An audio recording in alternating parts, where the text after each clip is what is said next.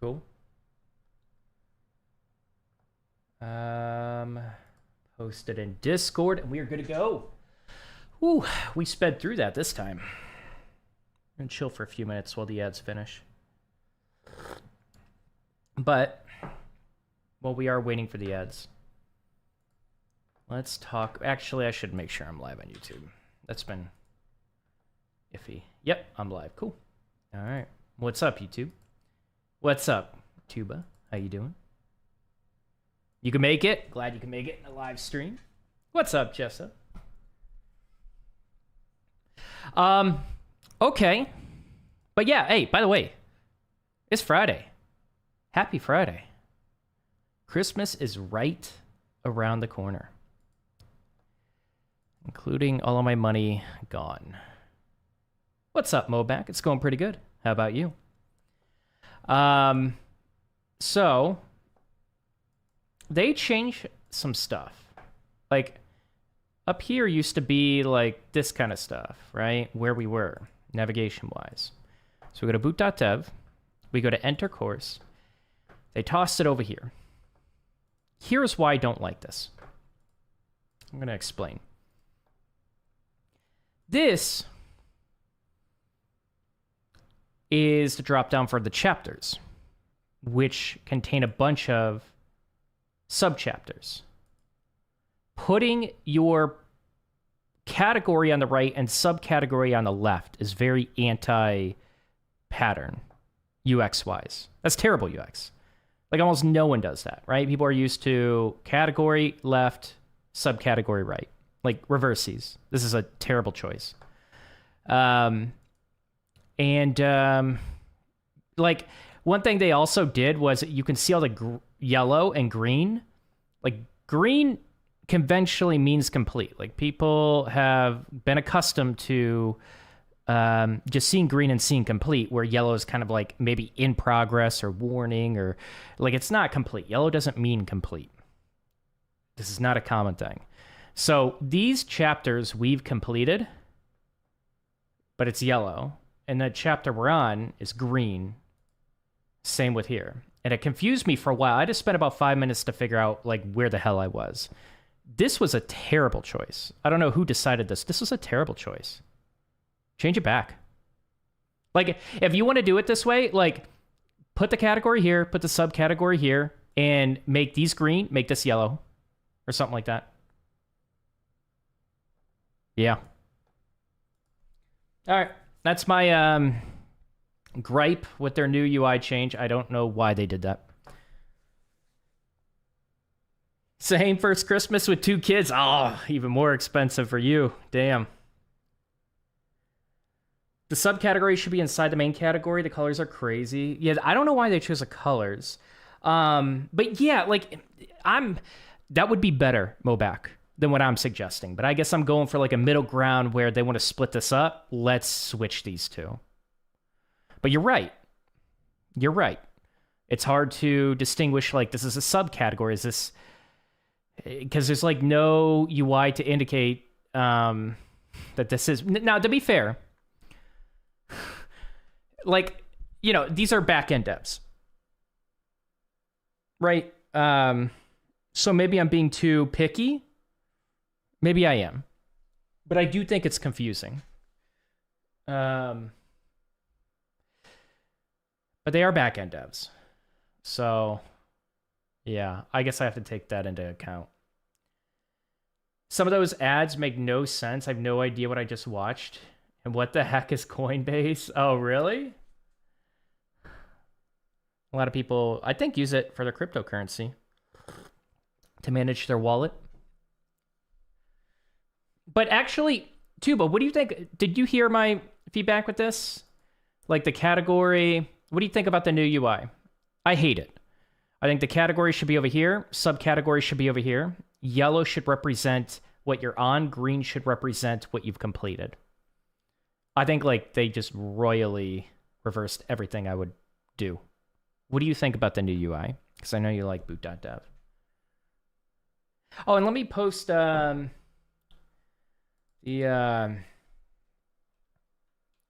sticky If you have web dev career questions, feel free to ask in chat.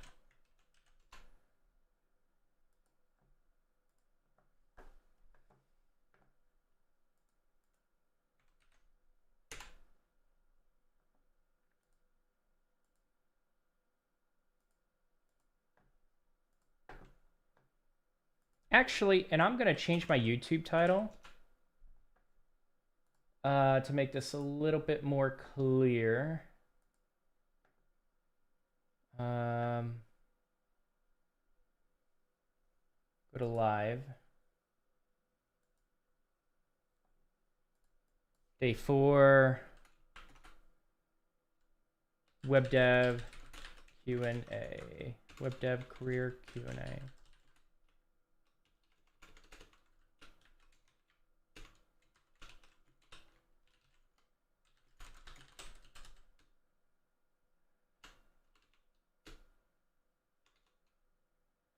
Have a web dev career question? Ask away. There we go. That's good. All right. I've not been on the site since this morning, so no opinion right now, but I will say they have been changing the look of things lately, and it has led to some amusing discussions in the Discord. Really, for instance, the background made people think their screen was dirty or cracked. Really? Oh, that's interesting.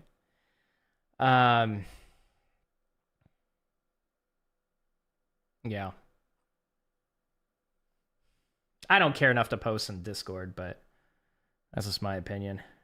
What's up, Emok? How you doing? UI and design is hard. Yeah, and like I said, they're back-end developers, right? They're like highly back-end focused, a little bit game focused, I think. They're not front-end developers. As far as I know, I actually don't know who their staff is. But, so I think we're going to go. I think we're on this one here. We're on our quiz. And I bet you we're easily going to be able to complete all this. Easily. And we're going to probably get to somewhere within computing. And I'm a little bit more awake, not super awake. So just a heads up. So let's do it. Everything looks good. Music's good. Cool. As we talked about, there are 2 types of coding lessons on Boot.dev: console output lessons and unit test lessons. Console output lessons, only one file of code, usually with a comment explaining where to write your code. When you submit your code, its console output must match the expected output exactly to pass. Debug print statements will cause your code to fail submission, so remove them before submitting. Unit test lessons. 2 files of code, main and main test. You can read the tests, but you can't edit them. When you submit your code, the return values of your functions must match the expected values exactly to pass. When console output is ignored, you can leave debug print statements in your code. Which is more common? Going forward, you'll encounter far more unit test lessons than console output lessons, but you'll still see both from time to time. Different concepts are better suited to different types of lessons. You can submit blank lessons with your debugging code. Okay, so with your debugging code, unit test.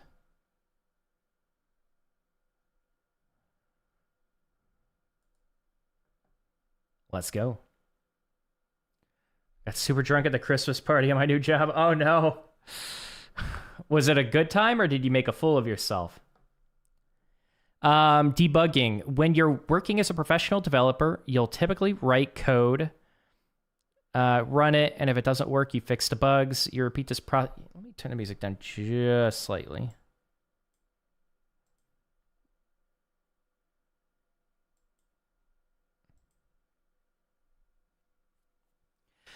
The first part of the process is called debugging. Oh. Yeah. You write some code, run it, and if it doesn't work, you fix the bugs. You repeat this process until you're confident that your code works. As expected, run versus submit. As at Boot.dev, the run button is for debugging. The submit button mimics the idea of publishing your code for production use. You should be debugging your code using the run button You should be adding print statements to your code to make sure it's doing what you think it's doing at different points in the code. Write a line to calculate a value. Print the value you calculated. Run the code. Did it print what you expected? If not, fix it. Repeat. You will never lose XP or be penalized on Boot.dev for using the run button. However, there are consequences for submitting broken code, just like there are career consequences for pushing broken code to your users. The submit button will run additional tests. When you use the run button, a few tests will run against your code.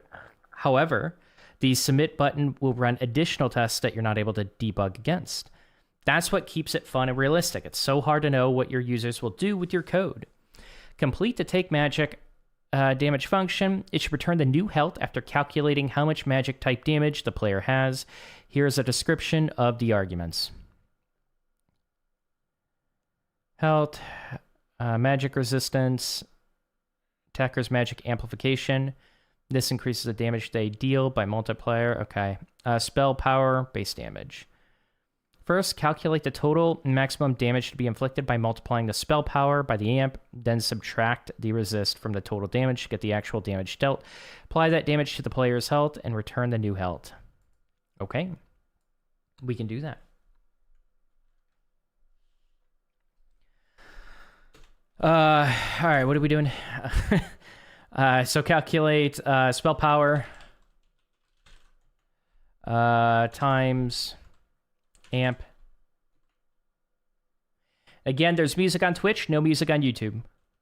So I am not crazy. I'm not bobbing my head for no reason.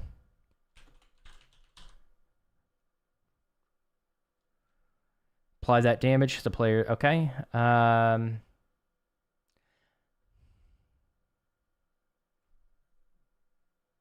So are we just subtracting this? When you say apply that, yeah, probably just subtracting it.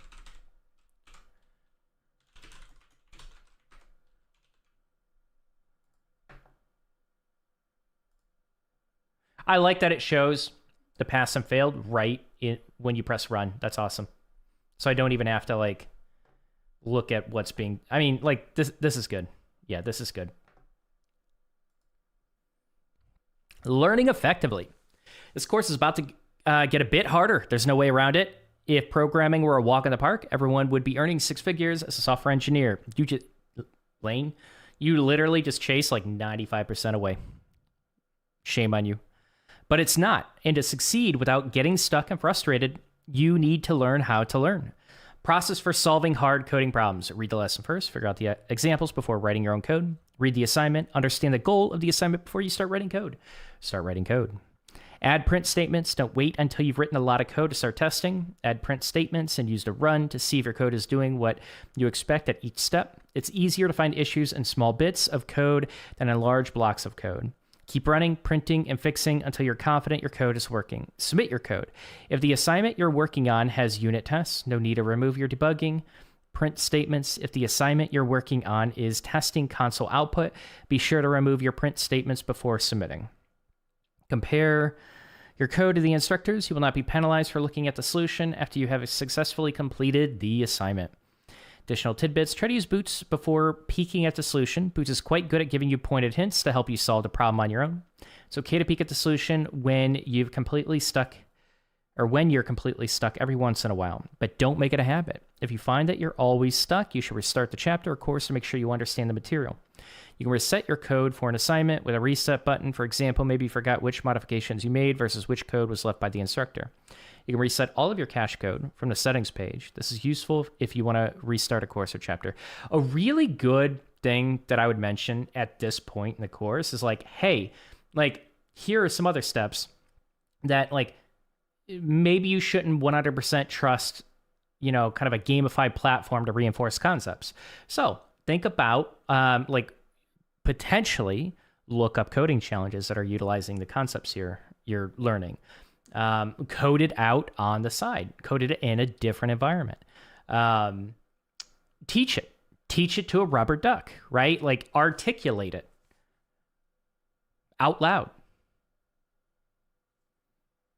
Like those, and this is a problem with a lot of gamified courses. Like they try to be the one-stop shop for developers learning, and I don't think it works. I don't think there's any perfect platform where it works. And I think the earlier you mention to like first of all, like those few tidbits on how you can like further reinforce the concepts, but also like mentioning to like I don't know, we're still early on, so like talking about building a project to reinforce the concepts it's too early for that. But like a big thing is explaining it out loud. Like you're teaching the concept to someone else, explain it out loud. It is such a powerful way to reinforce concepts. And I hope sooner than later, Boot.dev like encourages that. Scribba does a pretty good job of that, I think. It was a good time. Only fell asleep in the bar in the end. Okay, cool. Well, I'm glad you had a good time. Hopefully, you know, you got some water in. Well, probably not enough water if you fell asleep. Damn. Get some water in today. It's kind of weird how helpful this kind of thing is. The Odin project also had a section on how to learn. It's nice when it's not overlooked. Yes, I agree. Yeah. It's so hard to find people to talk code to. My partner is involved. Voluntary rubber duck. Yep. Yeah. I feel like, you know, our community is really small. But there are larger communities. Have you thought about like seeking out like a larger Discord community or something like that where, you know, if you put that out there, like, hey, does anyone want to just chat every Friday evening, just chat about code or something like that? Like, you could definitely try it in our Discord. But I don't know who's going to respond. Yeah, it sounds like you got to put yourself out there if that's what you want. All right, you will be penalized for peeking at the solution after you have successfully completed an assignment. What's up, Dylan? How you doing, man? How's it going? Welcome. Temporarily adding print statements is a good way to quickly test and debug small pieces of code. When you're stuck, which should you do first? Whine on X about how hard coding is. I love the word whine. Oh, yes, I love it. Peek at the solution, ask Boots a question about your code. Debugging practice. I want to walk you through how I approach writing code, complete with all the debugging steps I take along the way. This is another cool section. The goal is to write small amounts of code and then test each bit of code to make sure it's doing what we expect before moving on. Trying to write entire programs at once is a recipe for pain and suffering. The goal is to write a few lines, test them, and then write a few more lines and repeat until you're done. This isn't a technique that's unique to beginners. Even senior engineers write code this way. Let's complete the unlock achievement function. It accepts 3 arguments before XP, achievement name. It should return 2 values. The player's XP after the achievement is unlocked. The sum of... This whole returning 2 values thing is weird for me. The sum of before XP in Achievement XP. I don't like abbreviating it like that. That's throwing me off. Like IEV. ACHIEV. I think that's what I would do if I'm going to shorten it. Dude, but like, I'm insane. I'm a sociopath. My variable names are like 50 characters every single time. So an alert message that says achievement unlocked, achievement name, where achievement name is the name of the achievement. Okay.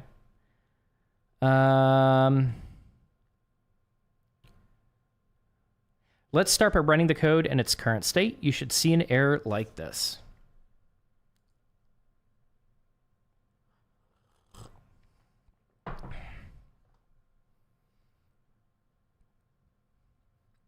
Looks like we're getting a syntax error. Python doesn't allow you to have an empty body or empty function body. To get past this error, let's just return 2 dummy values from the function. All right, let's do it.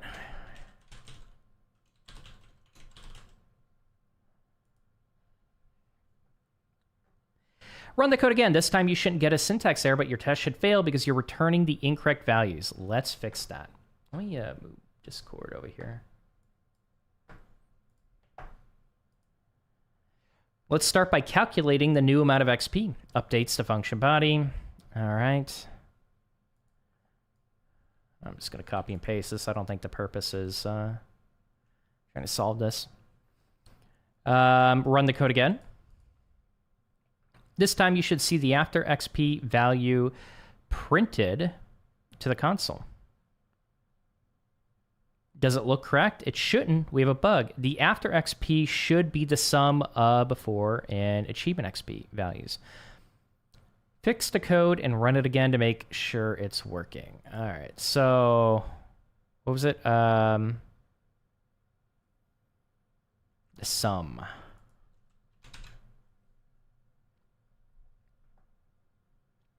I do feel like it's really easy. They're kind of holding my hand a little bit too much. I feel like it's really easy to just read it and not really think about the type of, like, what the function does. Oh, okay, just write, like, before plus achievement. Is this helpful for people? Because I feel like I would have to stop and, like, rethink about, like, what the hell am I even building? Okay, so it's a function that unlocks an achievement. Like, and then thinking about, like, how this would be useful. You know what I mean?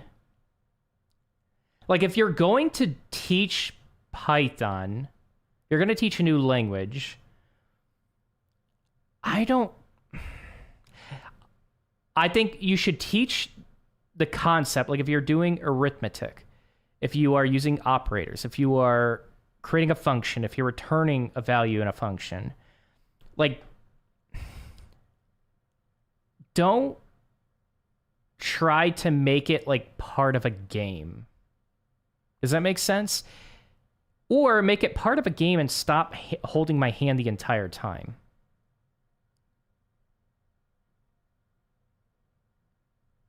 Like, if I'm supposed to print a sum, just give me the damn, like, let's create a function called sum. And then, like, and you can hold my hand through that one, and then give me a function that provides some context. It almost feels like I'm using too much brain power on stuff that does not matter. I don't know if that makes sense.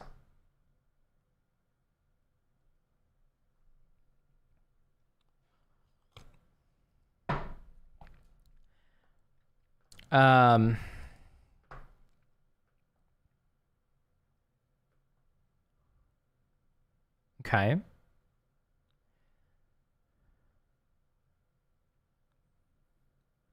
Run the code. Is the console output what you expect? We want the alert to say achievement name. I don't even know what I'm looking at here, actually. Now that we have the after XP, we need to create an alert message. Okay, so that's where we skipped ahead a little bit. Fix the code and run it again to make sure it's working. Okay, so before XP and after XP. So these are the inputs. We got 120, which is good. So we're gonna keep the print in. The first value is going to be after XP.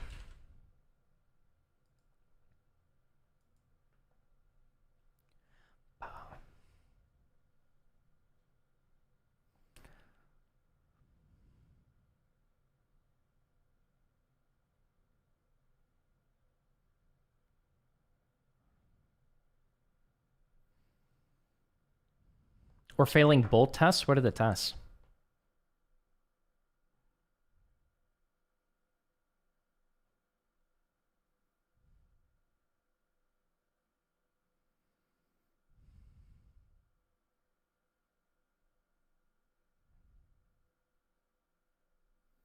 Hmm.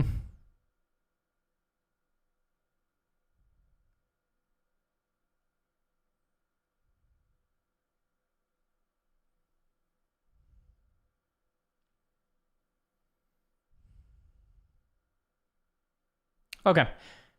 There's no way we can't see expected output. Or is that this? Oh, that is this. Actual, so we have 120 and none. Okay. So I'm guessing the test checks for bolt, and then we're running that function multiple times. So we're not going to see like one passing if we have one value. Correct. Okay, cool. So afterwards, what is the, or once that's working, remove the print statement and return the after XP value instead of the first none. Run the code again. You should see that the tests are closer. The first expected and actual value should be matched. For each test, the second return value is still broken. Let's fix it. Now that we have the after XP values, we need to create an alert message. Update the function body.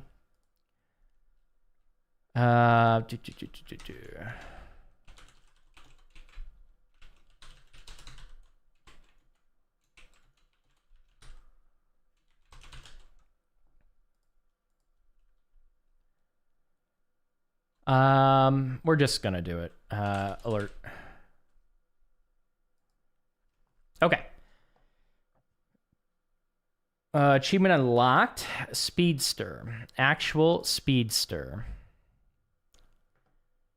The output is missing the word unlock. Fix the bug, then run it again. Achievement unlocked. Pass. All right.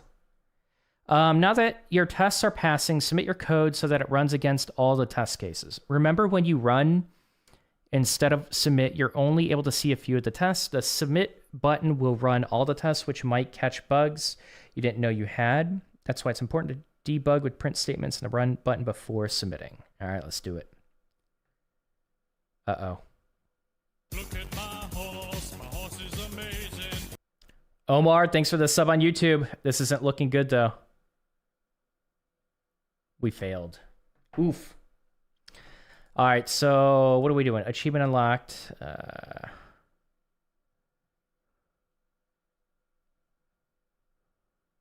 Why? What'd I do?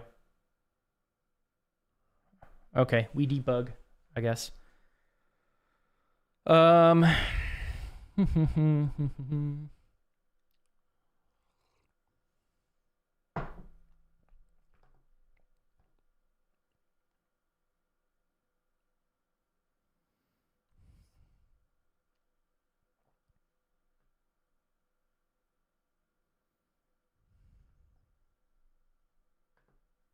Why would this fail? I'm going to just like do it again. I don't care. Wait. Did I break it? I'm not sure if I broke it or not.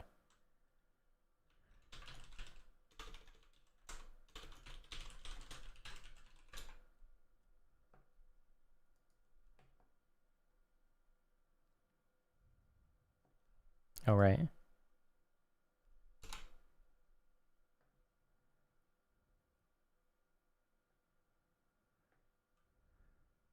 Okay, so I thought it might have been a bug.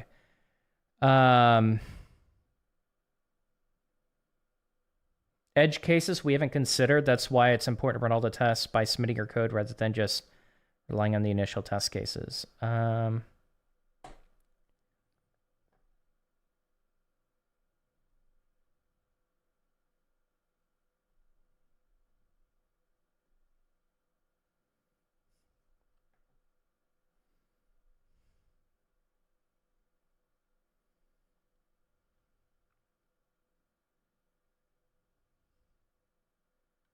All the variable names match.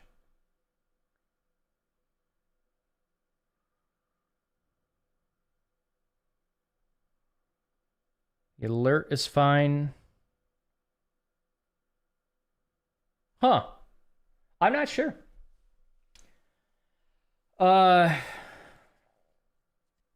We'll figure it out though. Maybe you like Java with how long you like your variable names to be. Oh, really? Java has long variable names, huh? This is exactly what I did for my take-home assignment. For my job, wrote tests with almost every function. Is this style of learning a language more for someone who is learning their first language? For someone with more experience like yourself, you could just go build something in and learn it. With a brand new language, I think this style is fine. Part of the reason I'm going through Boot.dev for multiple reasons. One, I trust the quality of foundation you get as a backend developer from Boot.dev. Looked at a lot of reviews, a lot of people talking about it. And I also, they're an affiliate partner. So why not go in and like get a more refined and, you know, backed up opinion about them, right? Like, because I went through Scrimba, I went through their entire front end or most of their front end curriculum. Like, why not do it with Boot.dev? Could I just build a project? Sure. But with a new language, I think like learning the fundamentals of that language through a course like this is actually really good for developers with more experience. Yeah. Yeah, that's my thoughts. Take a look at that test file. You can see what it will check when submitting in the test those cases yourself.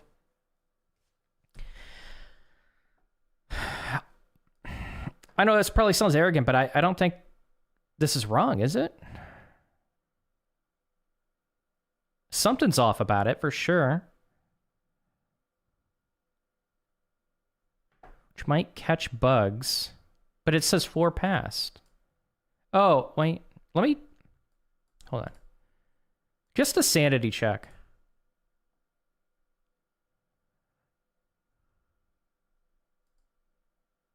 Correct. I think that was a bug.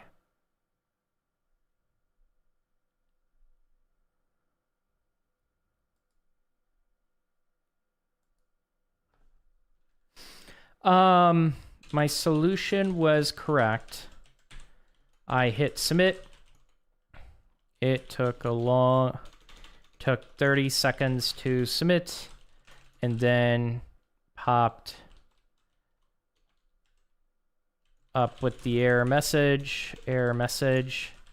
I clicked submit again 2 more times, and nothing happened. I think. I refreshed the page with the same solution.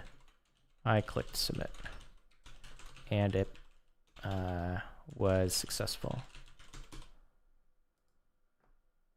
You're welcome.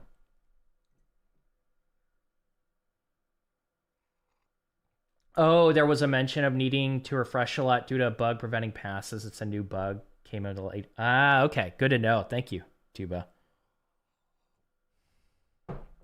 Yeah, but I also recommend, like, if you want to learn a certain way as an experienced developer. I would argue that I see a lot of newer developers that are just not being patient enough to go through an entire course of, like, really build a solid foundation. And if you need patience as a new developer, I think, like, I've just been seeing that on Twitch too. Like, a lot of people do not have enough patience. Like, some people get just, you know, it's a little bit of a dopamine hit, and they feel successful by just going through their entire course. It takes like 6 months, and they've never built anything outside of it. Like, that's a problem. But also, like, there's some people that'll they won't take the time to go through something like this, and that's also a problem. As an experienced developer, like, do what you want, whatever your preferred learning is. I think, like, once you're in the industry for a few years or 2 years, even 1 year, it's like you kind of learned how to learn. You kind of know what works for you, and just repeat. This song is fire, by the way, on Twitch. All right, let's move on. Stack trace. A stack trace or traceback is a scary-looking error message that the Python interpreter prints to the console when it encounters certain problems. Stack traces are most common, at least for you right now, when you're trying to run invalid Python code. You need to get used to figuring out scary error messages as a programmer. Might as well start now. Go ahead and run the code in its current state. You should see something like this.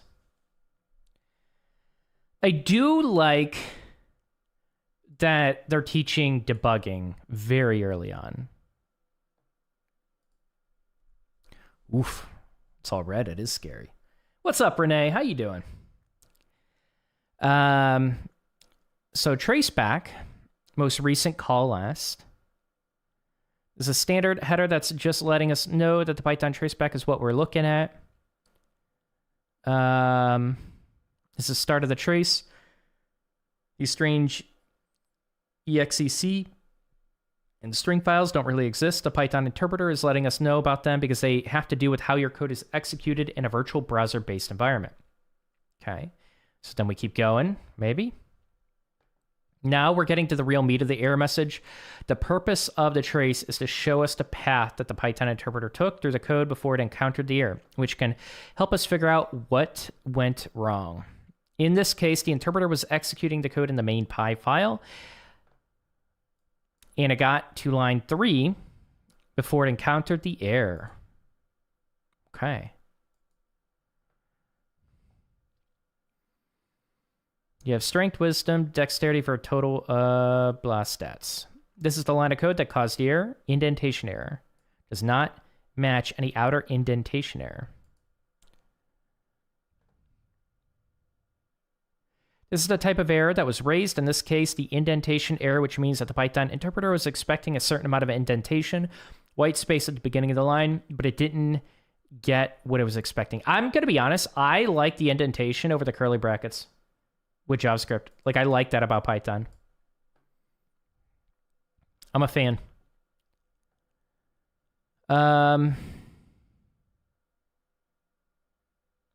Okay. So, which is why the interpreter is confused. Fix line 2.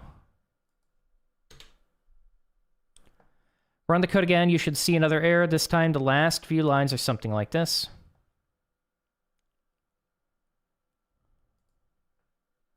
Okay. Unterminated string. Now we have a syntax error, which is just a general type of error related to invalid code. Take a close look at line 3 and fix the problem. Okay. Oh, so it's a general type there. Wisdom, dexterity. Line 3? Oh, line 3. I'm looking at line 2. Message, F.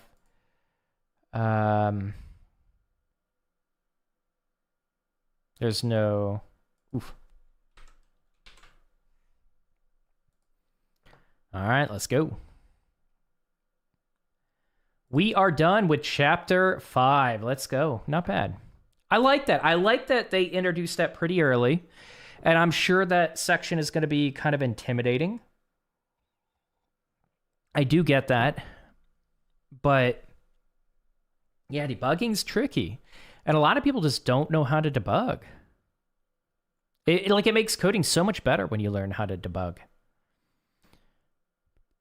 In Python, numbers without a decimal point are called integers, just like they are in mathematics. Integers are simply whole numbers, positive or negative. For example, 3 and negative 3 are both examples of integers. Arithmetic can be performed as you might expect. This one is actually a bit different. Division on 2 integers will actually produce a float. A float is, as you may have guessed, a number type that allows for decimal values. Complete the missing sections of calculate damage. Function. Fix the total damage so that it contains the sum of all the different weapon types.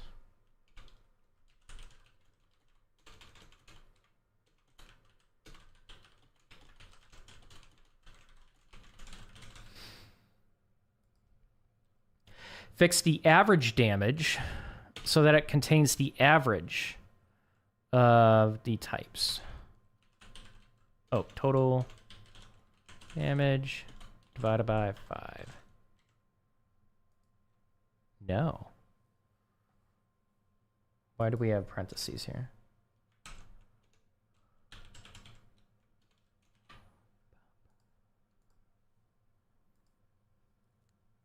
Let's go.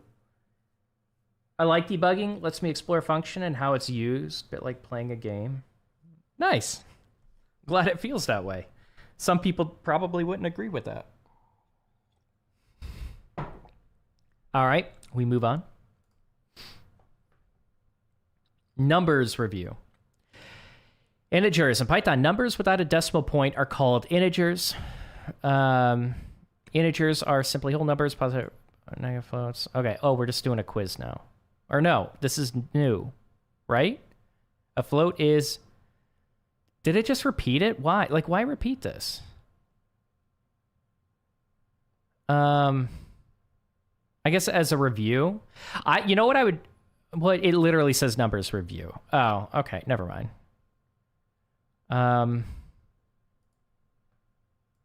There's just something off about it, man. Like, these sections, like, I don't know if I'm on a new section or not. You're just, like, copying and paste it, but you're only doing half of it, but all this looks the same. Like, it's just...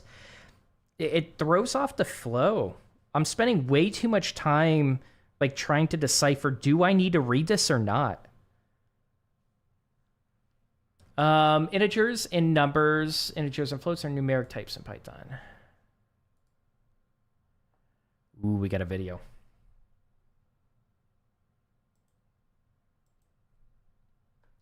Floor division. Python has a great out-of-the-box support for mathematical operators. This, among other reasons, is why it has had such success in artificial intelligence, machine learning, and data science applications. Floor division is like normal division, except the result is floored afterwards, which means the result is rounded down to the nearest integer. The / operator is used for floor division. Huh. Okay. Let's talk about... Oh, gotta switch the audio. Always forget that.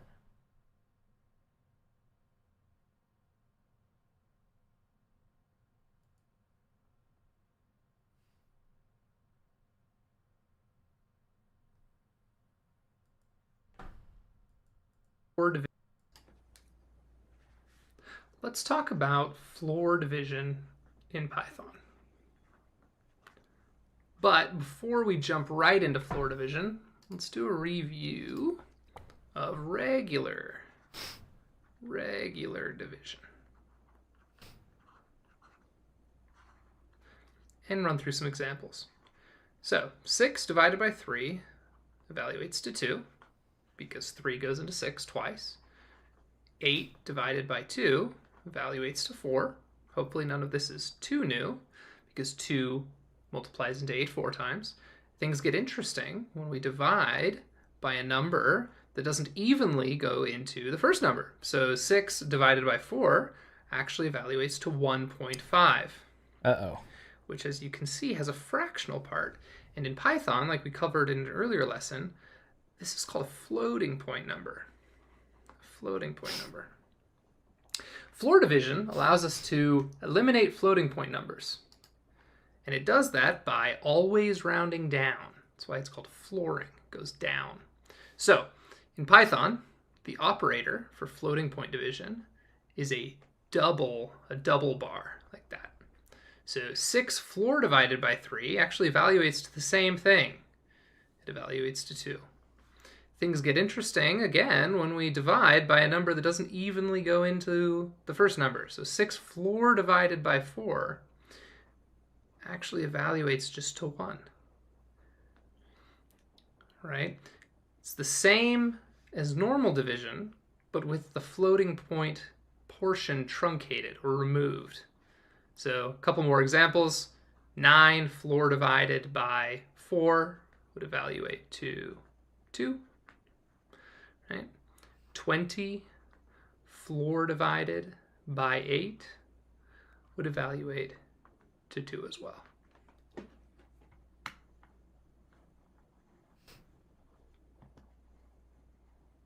Okay. All right, we're done.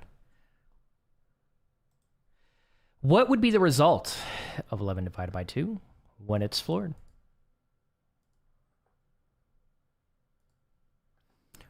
Oh, we got another one.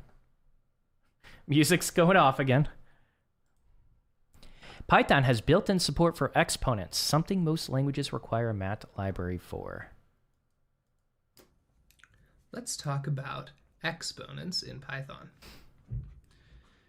And as a review, really quick,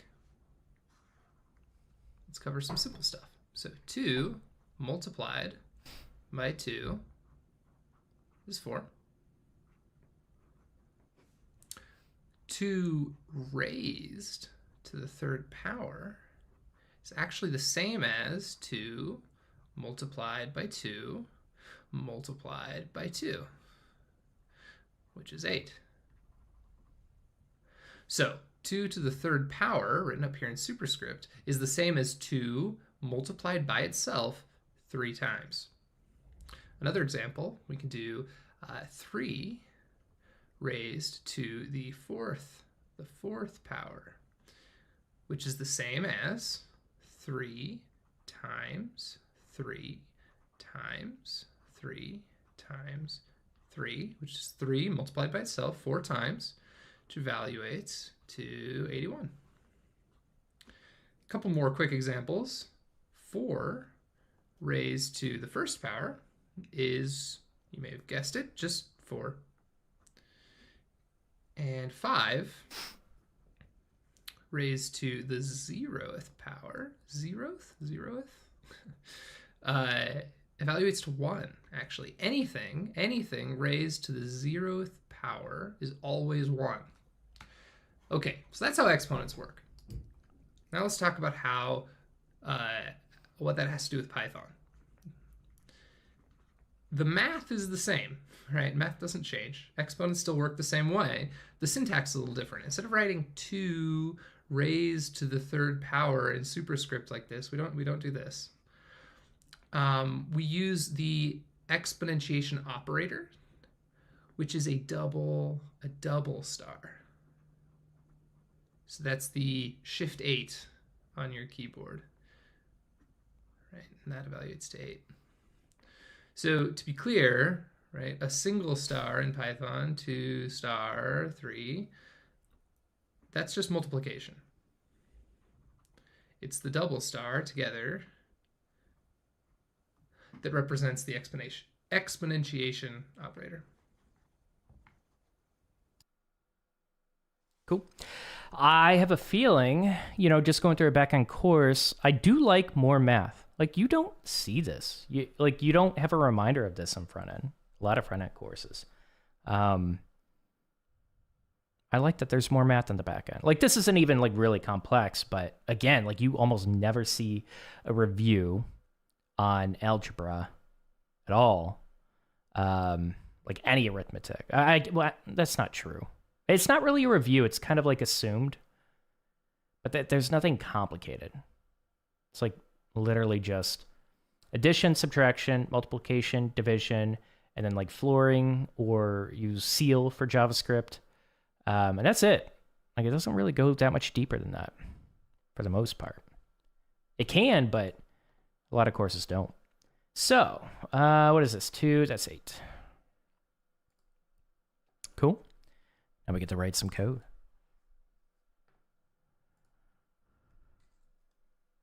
My math skills are terrible. It's always nice when it's not assumed. I remember the school days. Yeah, I guess it is nice. Yeah. And a lot of people, see, I take it for granted because I was really good at math. And so I'm like, oh, yeah, you don't have to review this with me. But a lot of people, they were good with other subjects. And I think the review is really helpful. I can't believe I hated history in school so much. I hated history. I fell asleep in it 80% of the time. Because I was up playing video games all night. Or hanging out. Dude, I was a really bad student. All right. It's fairly common to want to change the value of a variable based on its current value.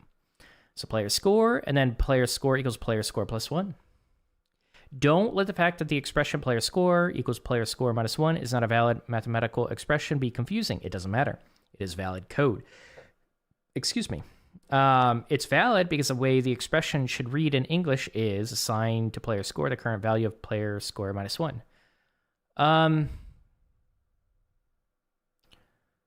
Would you consider that? Like, oh, never mind. I'm splitting hairs. Okay, so in this operation, the right-hand side, player score minus 1 is calculated first. Once we have the result, we update player score with this new value. Assignment. Complete the update player score function. It should add increment to current score and then return the new current score. Okay. Should add increment to the current score and return the new current score.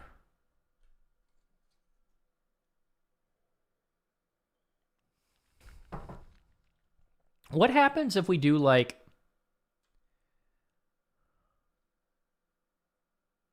what is returned here? Like if we just do return current score equals current score plus increment. Okay, we can't do that.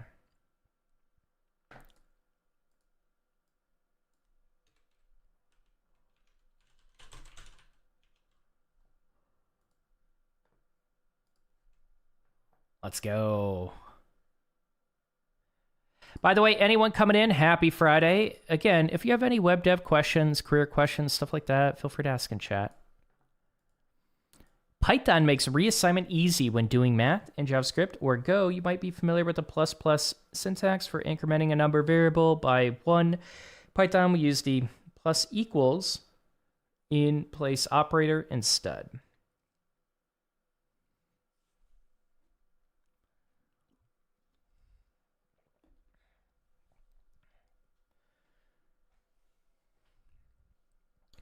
You know what I've been thinking about?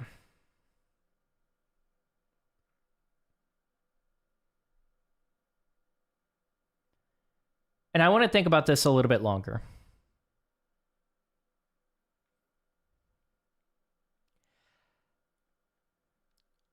I almost want to take a year with Node.js without importing any additional libraries.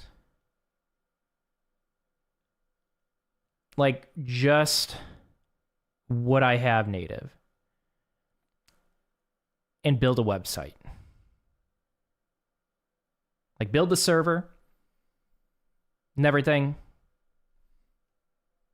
Create all the files I need to serve up. Create my routing. I think the tricky thing is going to be like,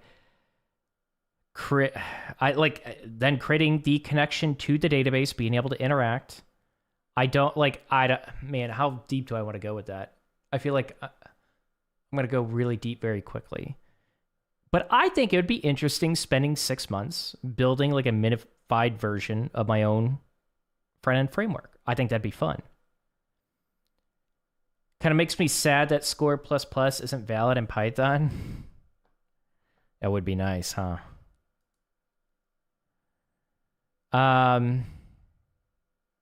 Yeah, it would be nice. Plus equals, other in-place operators, minus equals, times equals, okay, divide by equals. Complete the... Can we like do / equals? Kind of curious. Okay, so complete the get hurt function. It should use a minus equals operator to subtract damage from the current health. Oh. Minus equals damage.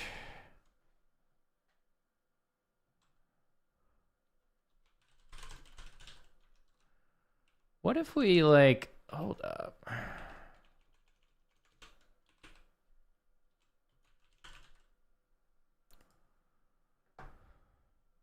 Okay. So we have input of 1,000. We divide by 100. Should get 10. We've not, damn it. Can't change the test file. Okay, here's what we're gonna do.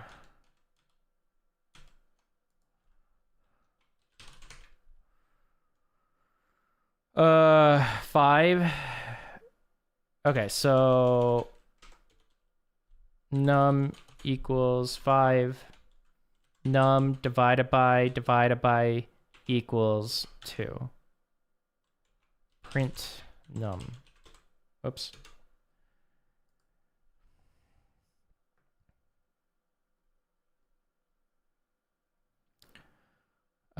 Two, 2. Oh, awesome. Oh, we can do this. Okay. All right, run, submit. Let's go. Easy. Not bad at all. Good song too. All right. Let me check one thing.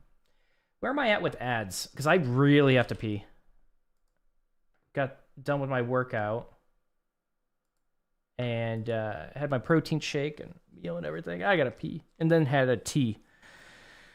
Oh man. Hold on.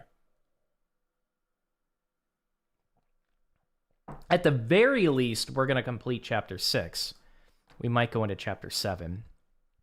But let me actually take a look. Let's go to this.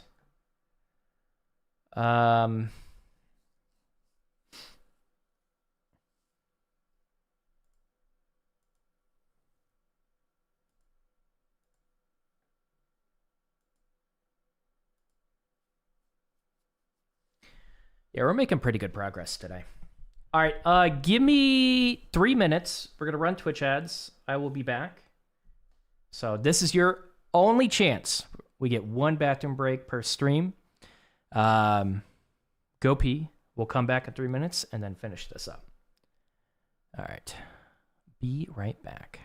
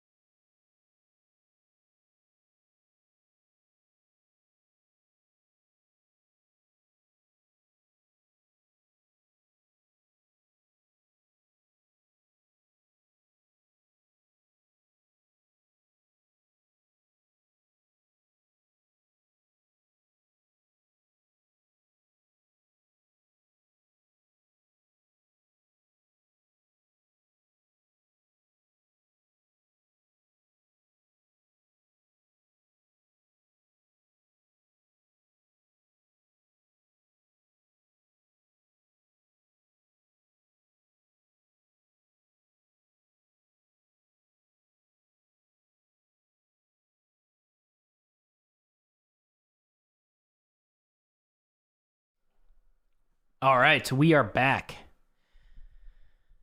I'm gonna be honest, I don't think Twitch Sprout is getting launched by the 1st. I gotta change that screen.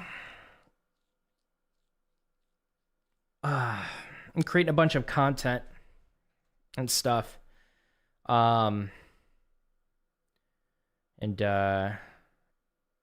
just preparing for some stuff in January. And then I gotta do taxes. I have not kept up with my financials. I gotta go through every single transaction, label it appropriately.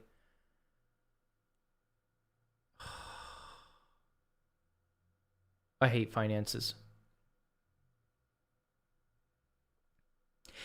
Each month, it takes me about 45 minutes to get all my financials in order for taxes. I think I'm like, I think I finished March, so I have like 9 months. I know some forms are being sent out. A lot of your forms, like I have a bunch of different forms that come my way, and they're usually all sent to me by the end of January. So then I got to schedule taxes in February. So I basically have all of January to go through all my financials. That's not bad.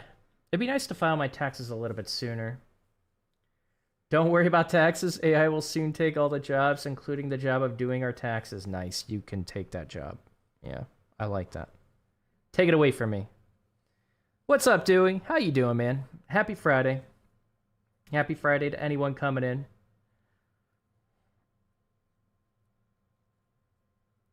I don't have fun at all with finances.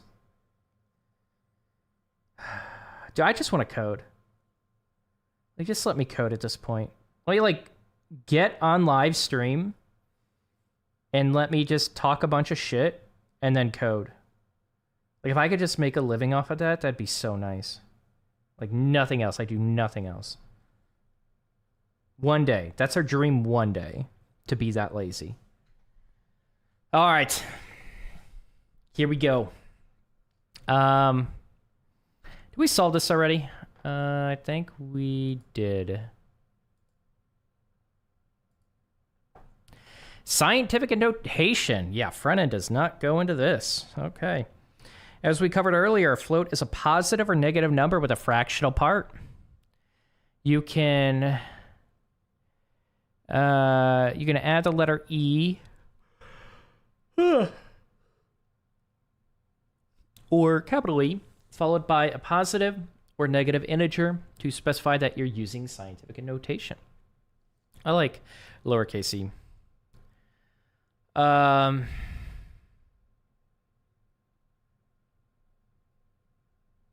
don't remember what scientific notation is. Okay, let's look.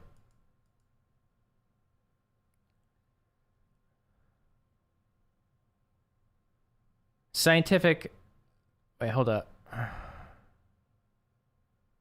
Oh yeah, they do a fundraiser every year. Scientific notation is a way of expressing numbers that are too large or too small to be conveniently written in decimal form. Since doing so would require writing out an inconveniently long string of digits, it may be referred to as scientific form or standard index form or standard form in the United Kingdom. Okay, cool. Now I remember.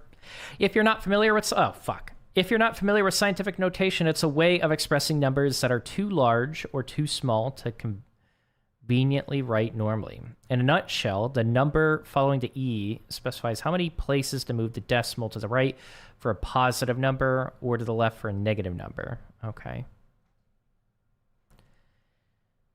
Underscores for readability. Python also allows you to represent large numbers in the decimal format using underscores as a delimiter instead of commas to make it easier to read. I like that. Yeah, I like that.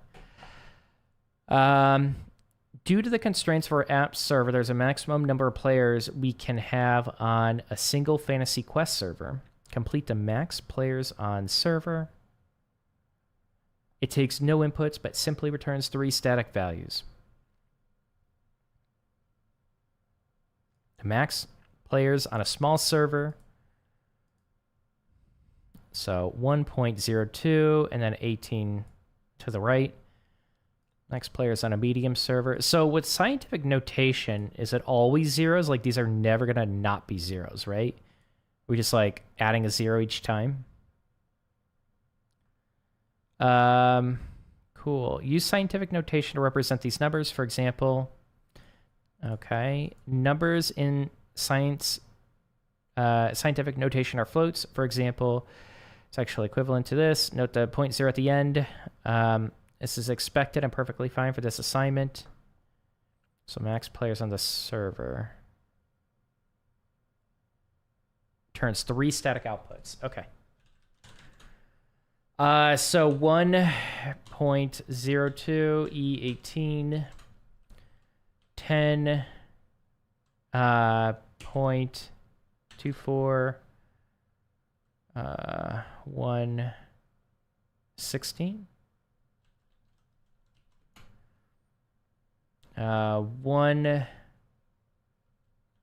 would it be 102.4 1 2 3 4 5 6 17 no 18 oh 24 yeah 1.024 E19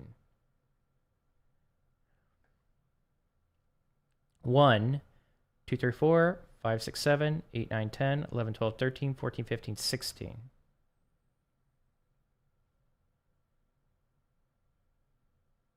Oh, it's 1 point. 1 point.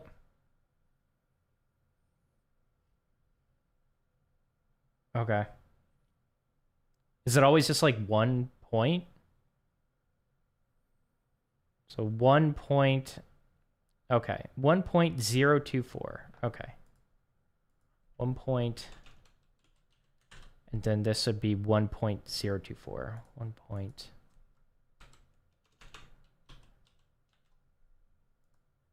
No. But that's 6. Oh, but I got to move the decimal. So if it's 1 point, you add 3 to that, which is going to make it 19. Duh. And then for here, I had 1, 2, 3. So 20.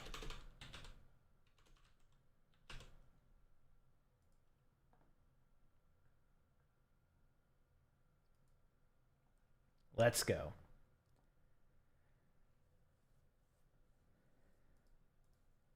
All right, logical operators. You're probably familiar with the logical operators and or. Logical operators deal with Boolean values true and false. The logical... This song's going to throw me off. It's a good song, but... There we go. Let's go. The logical and operator requires that both inputs are true to return true. The logical or operator only requires that at least one input is true to return true. Yep. Okay, so true and true, print true or false. Nesting with parentheses. We can nest logical expressions using parentheses. First, we evaluate the expression in the parentheses. Yep, true, false, value. So prints false to the console. All right, so what does this code statement evaluate to? Okay, so true or false, true. We skipped a very important logical operator, not. The not operator reverses the result, returns false if the input was true, and vice versa.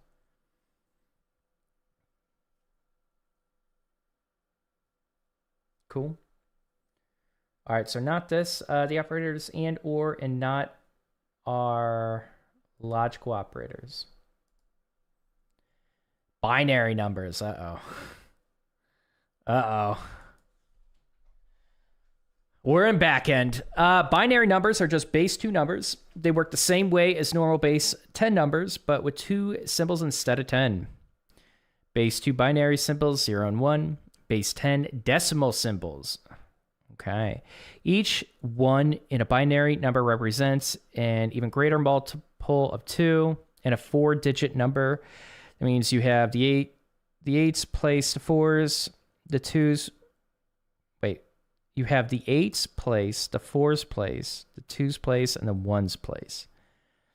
Similar to how in decimal you would have the thousands place, the hundreds place, the tens place, and the ones place. Oh, that's simple. I feel like, so I took a vocational class in high school. It was networking, and I think I failed it. But I thought I remember this being difficult. Maybe it seems simple enough. Oh, we got a video. Let's do it. Let's talk about binary numbers. But before we jump right into binary, let's review what decimal numbers are. Decimal numbers are the numbers we're already familiar with, and it's also called a base 10 system. Decimal, base 10, kind of the same thing. It's called that because there's 10 symbols that we can use to represent numbers. 3, 4. Wow, that's just a really bad 3. 5, all the way down to 9, right? 0 through 9, 10 symbols. The interesting thing is when we run out of symbols. Like, what do we do when we run out of symbols, right? So we've got 9 over here, kind of representing nine discrete things. But what happens? What happens when we want to represent a 10th thing? Well, what we do is we create a new, we call it a new place. We call it the tens place. Tens place. And by using the tens place, we can kind of wrap around, right? So the number 10 consists of 2 symbols, where the first symbol is just 10 multiplied by that number. So for example, here, we're multiplying 1 by 10, so we get 10, right? And then 0 by 1. This is the ones place. So we get the number 10. The ones place. All right, so like 15, for example, we multiply 1 by 10, getting 10. And then we multiply 5 by 1, getting 5. So 10. And then we add them together. 10 plus 5 equals 15. Right, let's use just a little bit bigger of a number so we can see this kind of again in action. Let's do 37. So in the tens place, we've got a 3. So we do 3 multiplied by 10, which equals 30.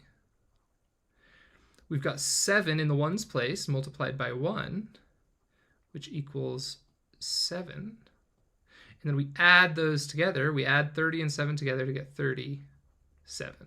That 4 humped 3 is killing me. 37. All right, last example in decimal.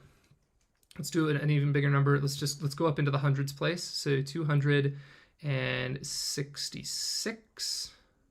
So this is now the hundreds place. So we multiply 2 times 100 to get to equal 200. We multiply 6 by 10 to get 60.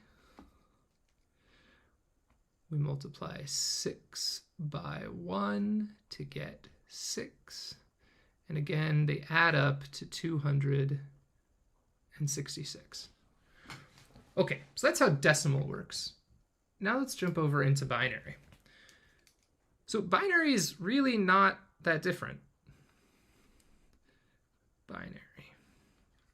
Binary is a base 2 system.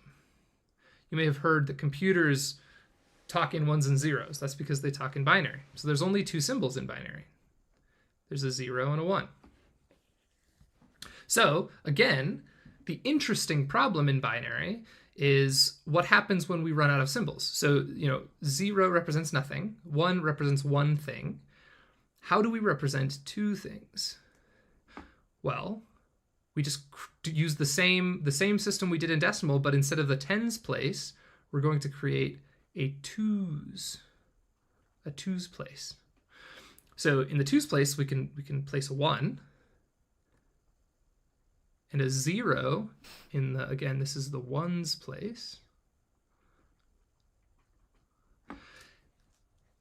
And that represents two things, right? Because 1 times 2 equals 2, and 0 times 1 equals 0.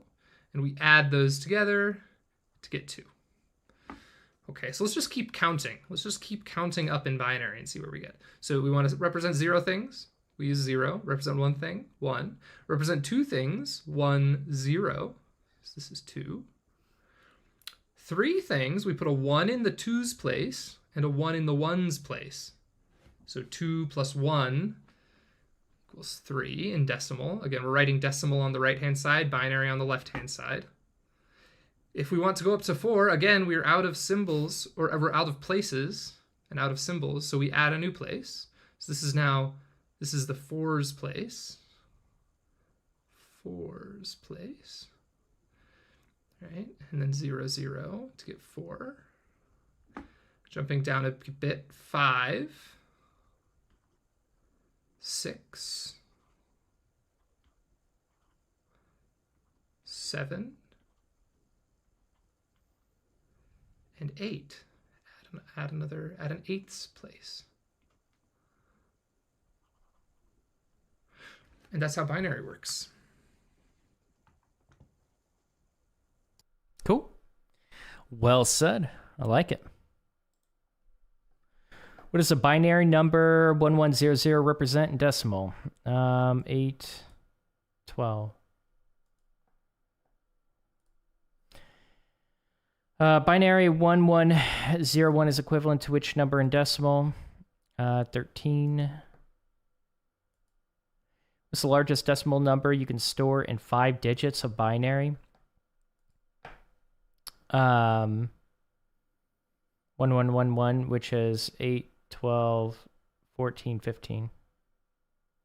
Oh, 5 digits. Oh, 16, 8 is 24, 4 is 28, 30, 31. Why was binary so hard for me in high school?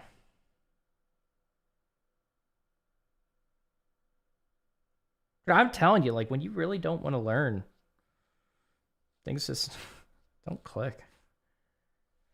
Yep, my mentor made me convert a single number between 4.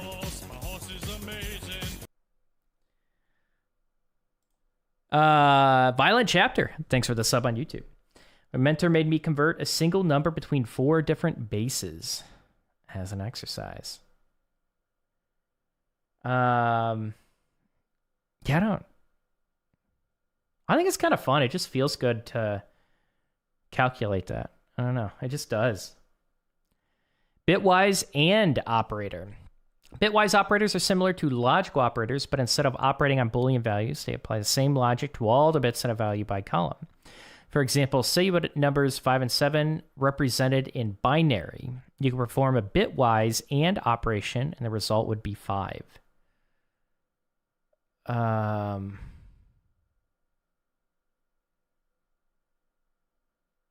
Wait, what? To all bits, so they apply it to all bits. Why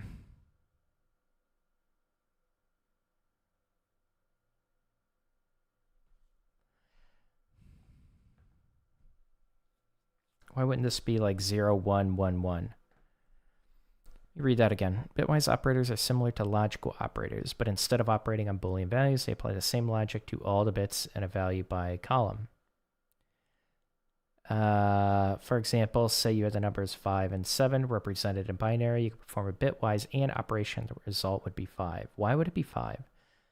The 1 in binary is the same as true, while 0 is false. Okay. So really, a bitwise operation is just a bunch of logical operations that are completed in tandem by column. So it is like and, right? So it's saying like true and true, false and true, which would be false, which would be 0, true and true, false and false. Right? So both values have to line up. Or it defaults to 0.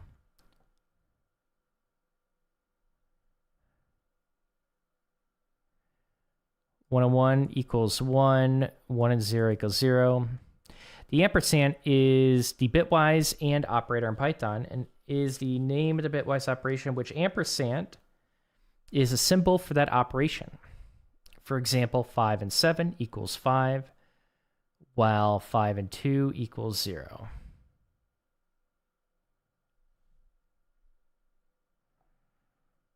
So it's, yeah, all 0. Binary notation. When writing a number in binary, the prefix 0b is used to indicate that what follows is a binary code. Okay. 0b10 is 2 in binary, but 10 without the 0b prefix. Oh, 0b10. Oh, nope. Is 2 in binary, but 10 without the 0b prefix is simply 10. So putting it together, be 1, 0, 1, 0, which is 5. I like this meme. It's a good meme. So binary 5, binary 7. Okay, so I think I get that. Oh, we got another video. Let's go.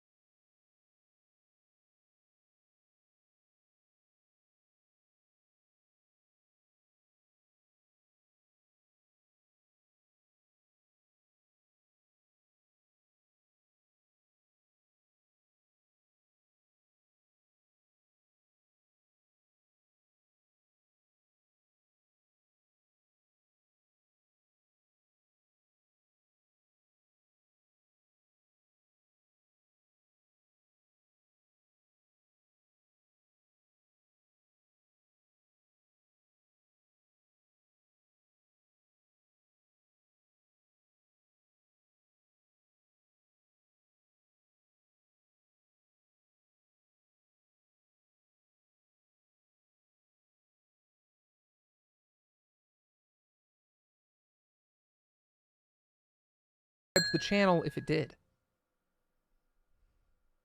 I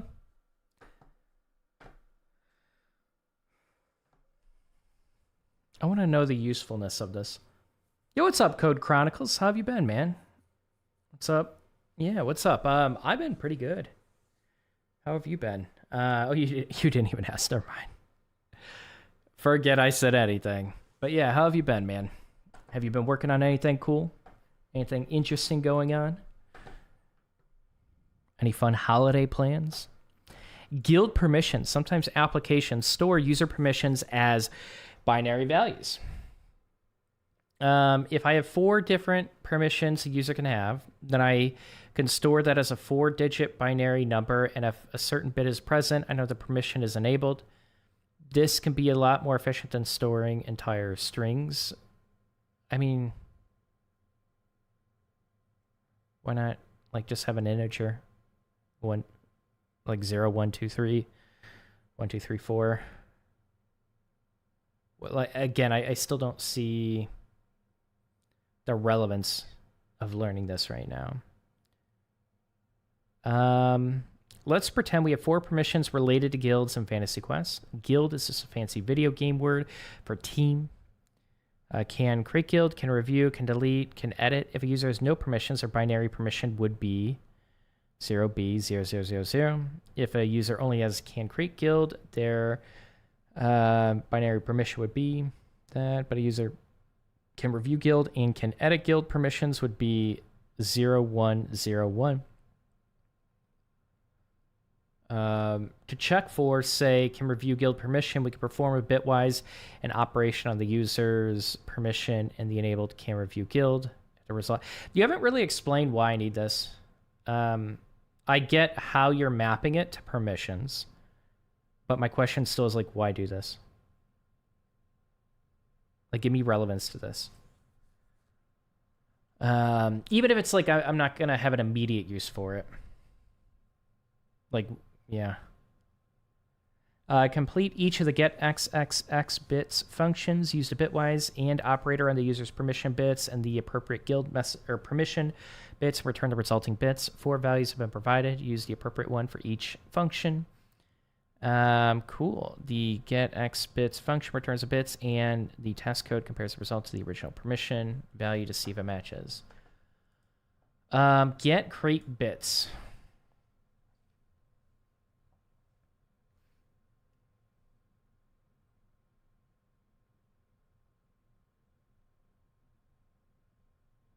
Are we just returning the values?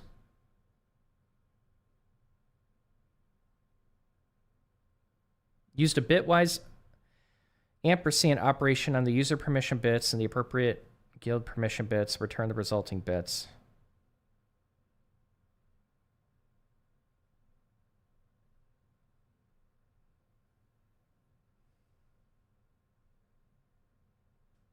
Oh. What's going to be passed with user permissions?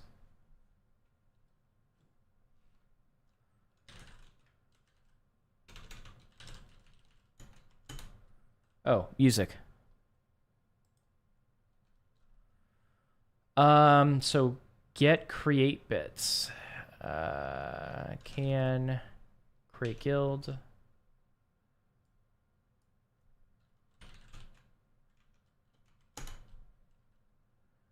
I'm going to review this one after I finish. I feel like things aren't connecting while I'm doing this. So can review guild get delete bits. Can delete guild.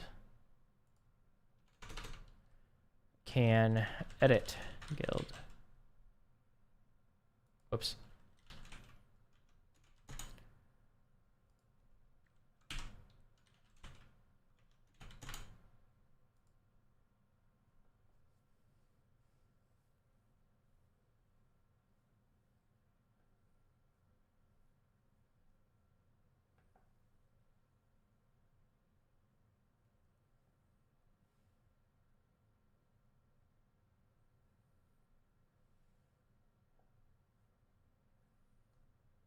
So the first one, the input is 1100. So we run it. Okay, so it's kind of like it's probably running all 4 functions, or depending on when we're using it. And then we're tossing in. This is weird. We're passing the current user permissions. It's like it almost needs to line up. So the input is 0. Do we have to like...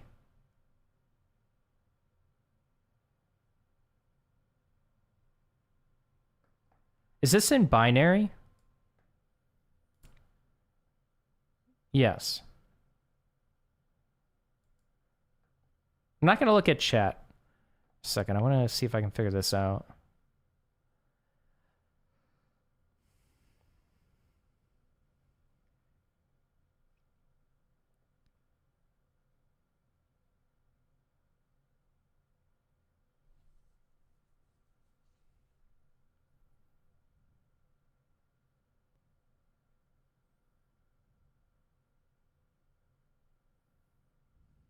Oh, I'm not returning anything. I mean, but it's still not matching with true or false, right? Because is this supposed to be like... Yeah, they're all false. Because it's comparing none with... I don't know. Okay, there we go. Yeah, that's it. So what exactly is happening here? Let's go ahead and submit. Like, what is the point of this? I don't get it. This feels overcomplicated than just doing an equal. So we have user permission.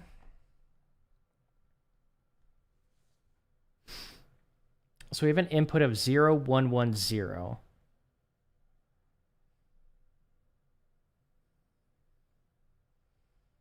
I'm tired. I gotta drink more water. I'm so tired.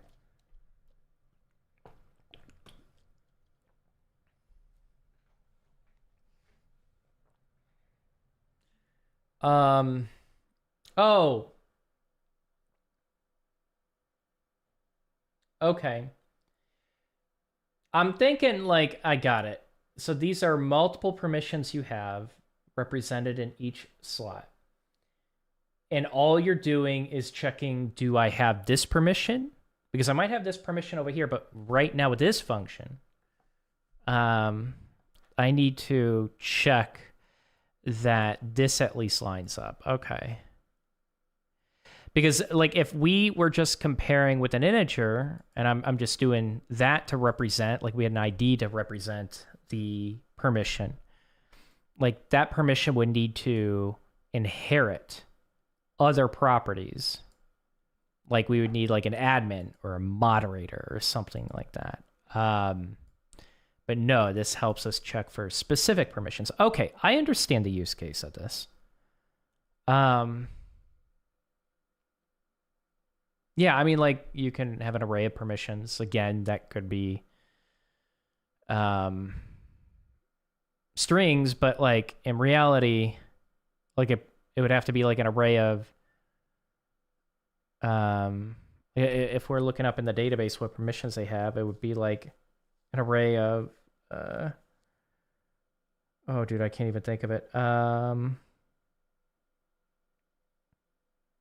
An array of IDs, essentially, that connects to some other table. So we're going to have a table of, like, IDs and permission names, maybe. We might, I don't know. But I'm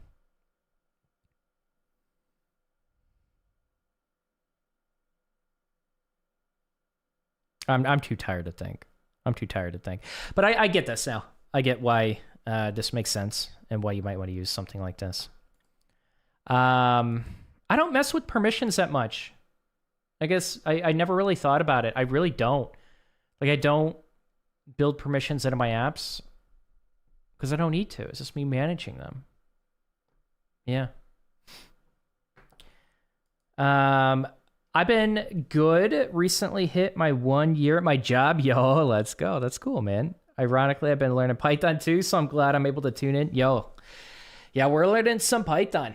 We're getting a little bit closer to finishing this single course, but there's a lot of stuff we're going to be doing with Python, I think, before we move to Go. That's pretty cool. How's the job going? The Vue doesn't explain it super well, in my opinion. Yeah, it just doesn't explain... Oh, yeah. I don't know. I guess I just had trouble adding context to this to make sense. Because, like, I guess it's easy to just do what you're told. But immediately I'm, like, trying to associate it with something that is practical. That's tangible. Something I can use. Something that's familiar. And I couldn't do that right away. Yeah, this one's a little bit trickier to just add that context, but once you do, I get what's happening. Okay. Makes sense. The bitwise... Okay. The bitwise OR operator, as you may have guessed, a bitwise OR operator is similar to the bitwise AND operator in that it works on binary rather than Boolean values. However, the bitwise OR operator ORs the bits together. Here's an example. It's 5, 7, so it's going to be 1, 1, 1. This is very easy to read. A 1 in binary is the same as true, while 0 is false, so a bitwise operator is just a bunch of logical operations that are completed in tandem. When two binary numbers are ORed together, the result has a 1 in any place where either of the input numbers is a 1 in that place. OR is a bitwise OR operator in Python. Cool.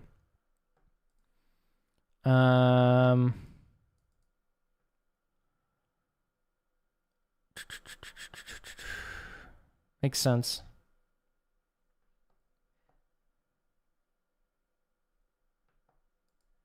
Now it goes into more operators. Never mind.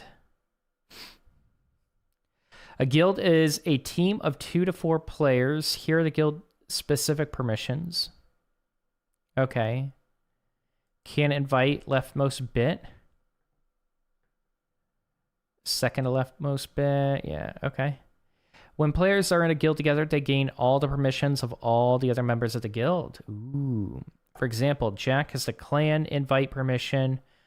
Jill has the can kick permission. Then when they are party together, they should both have the can invite and can kick permissions.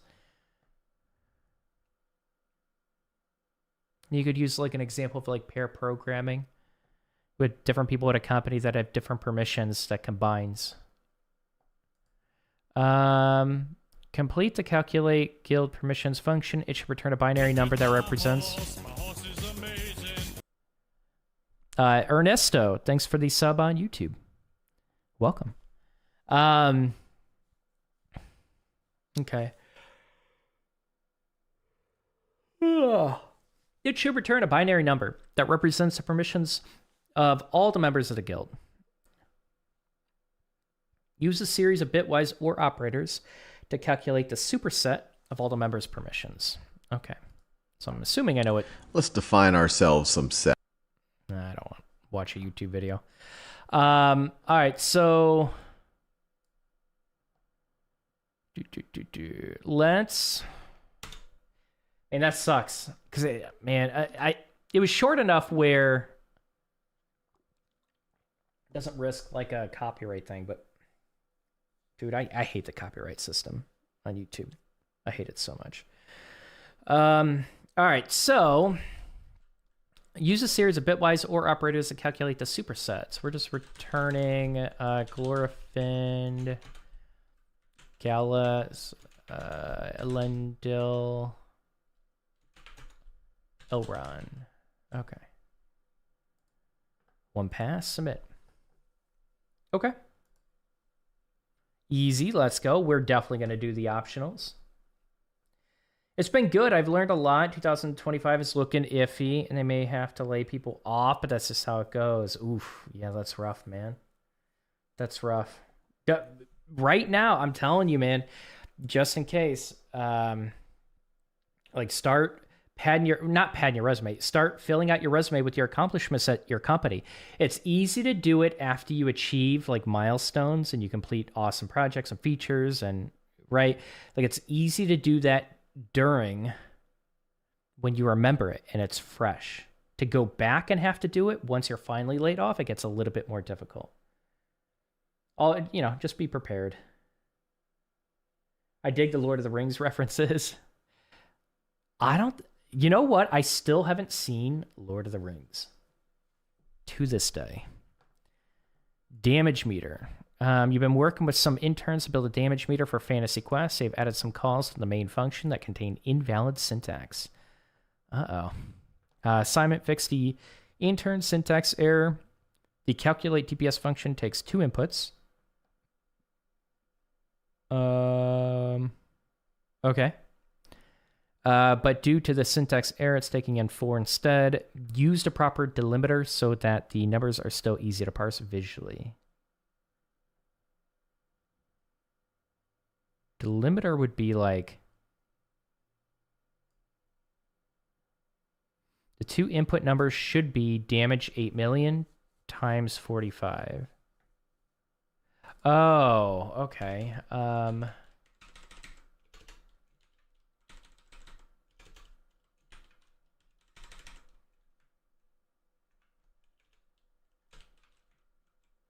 Oops.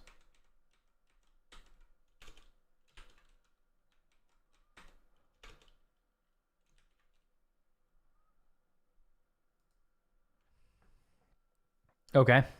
Use a proper delimiter so the numbers are still easy to parse visually. Calculate DPS and time. Well, what is the time? Time is 45. Oh, okay, got it. 45, 49, 10 million. Yep, okay. Let's go. I actually like that they're doing the optional ones at the end. Like, hey, do you actually remember this? Let's find out instead of like right after. Converting binary. Let's go. Fantasy Quest needs to migrate old data. Some of their legacy systems store data as 3 binary strings, which need to be converted to integers. The built-in int function can convert a binary string to an integer. It takes a second argument that specifies the base of the number. Binary is base 2, for example. So this is a binary string, 100. Int, we have a binary string. And convert binary to base 2. So it's 0, 1, 2. Got it. And that's... Okay, so it just goes the size of it. Okay. The base of the number. All right, assignment complete. The binary string to int function takes 3 binary strings as input and returns each of them in the same order as integers. Each integer is a numeric value of the string when interpreted as binary.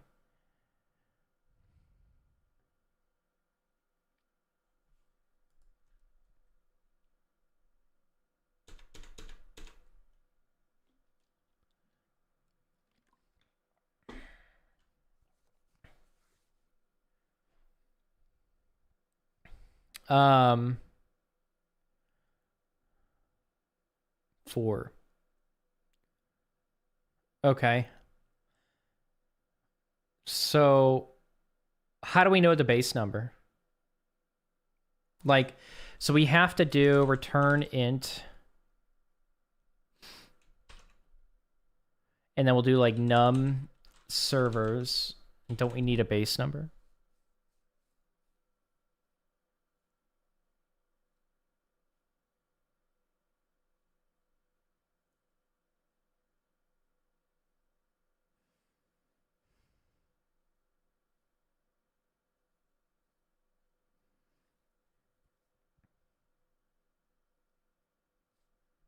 Well,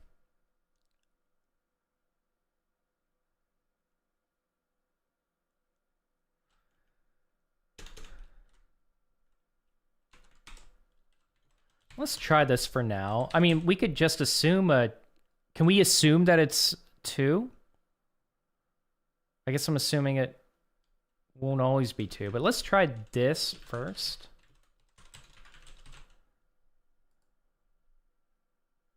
Yeah, cannot be interpreted. Okay, so let's do...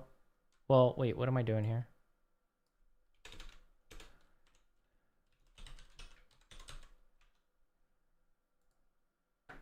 Okay.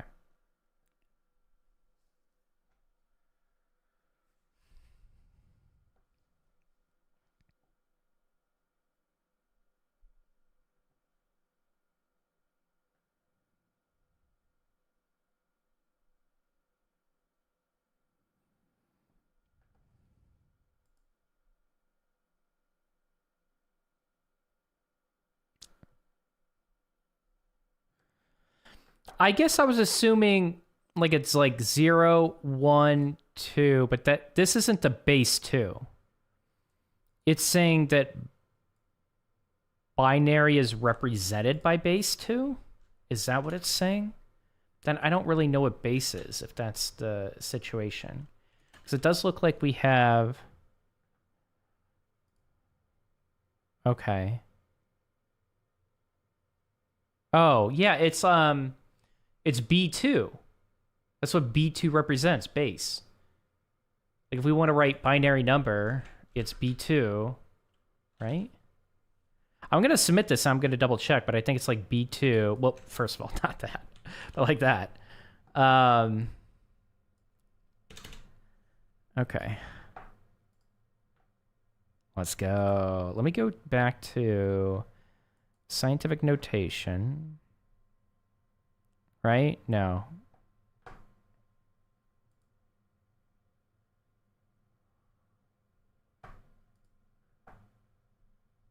Where am I going? We're in chapter... Okay, we're not on chapter 7. We're in chapter 6.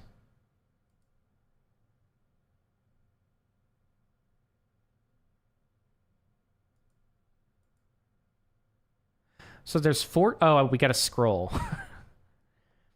I don't agree with that. Like, have the scroll bar automatically appear. Yeah. Or have an indicator, an icon that indicates you could scroll down.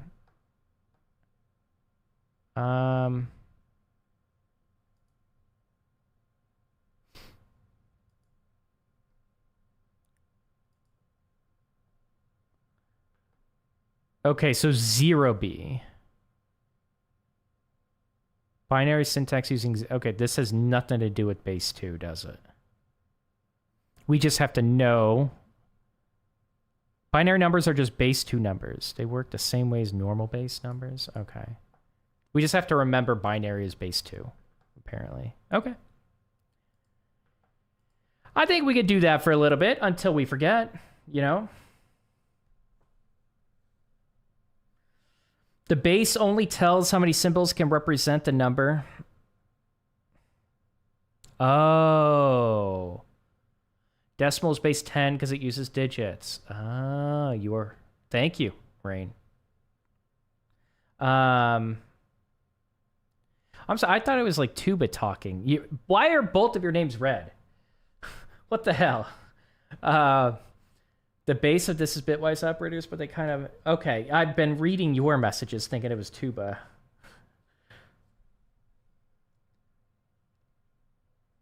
Yeah, okay, that's helpful. Base 2, base 10. Okay, I like it. I think that's a good amount of progress for today. Which is chapter 8. We could chill for like 9 minutes or so. Oh, dude, I am so tired, man. I don't even know. I have more work to do tonight. Hopefully you guys are able to take the night off. Math makes me sleepy, does it? Yeah, I like math. I do. Definitely need a bit of a refresher for sure. But this is interesting to me. I'm just tired. And I'm kind of curious what we're going to be doing next. So we have learned to code in Python. Then we do shells and terminals. Then we do Git. And then we go back to Python. So that does static analysis on text files, or rather entire novels like Frankenstein. You'll be guided through the step of a professional development environment using VS Code, Git, and GitHub. It's a perfect first Python project for beginners. Awesome. And then we learn object-oriented programming with Python. And then we build more stuff with Python, I think. Then we learn functional programming with Python. We built a static site. Which was the one people were getting tripped up on, Tuba? Oh, sorry, Don. I know you hate this, but this is Code Chronicles from YouTube, and I wanted to hang out on Twitter. I don't hate that. You're good, man. You're totally good, B-Club. Yeah, we got some good music here. YouTube is if you want to play your own music, you know? And because if I play it, then I get the copyright stuff. But yeah, the only thing I hate is that your name is red too.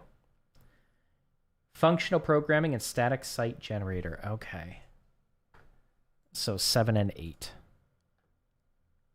Yeah, recursion. Oof. Curring. What is curring again?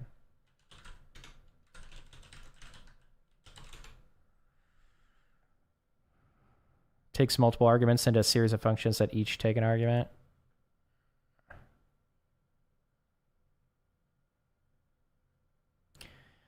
Oh, this is like a factory function thing.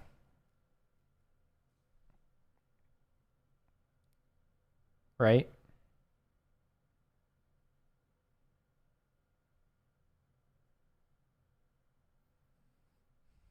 Yeah, this kind of stuff is tricky.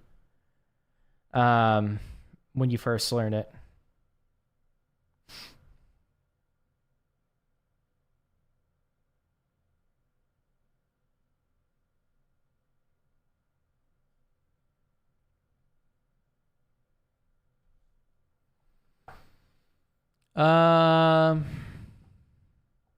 Pure functions, closures, functional transformations, decorators. We'll have to see what decorators is in Python. Recursion's always tricky. Build a static site generator, static sites, nodes, inline blocks, and website. Okay. Okay. That'll be fun. Recursion wasn't so bad since I've done it before, but decorators totally confused me. I think I get it, but I'm unsure where to use it. I've just moved right on. Sean Cancino, thanks for the sub on YouTube. Welcome.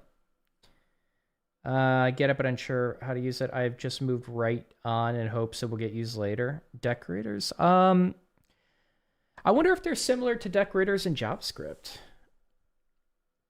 Or if it just means like creating decorator functions. It's probably not similar to decorators in JavaScript. They're probably talking about like, yeah, they're probably talking about functions that'll take in a function and do something with that function and spit something out. Oh, they use the at some function name above a function. Oh, yeah. Maybe it is similar.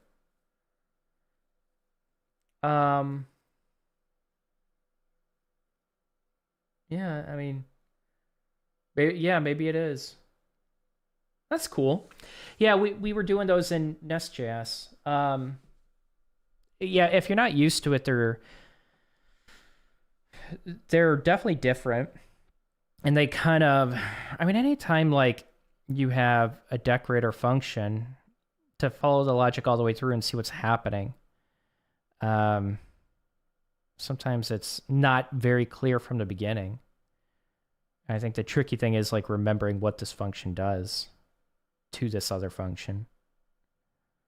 But that is a pattern for sure.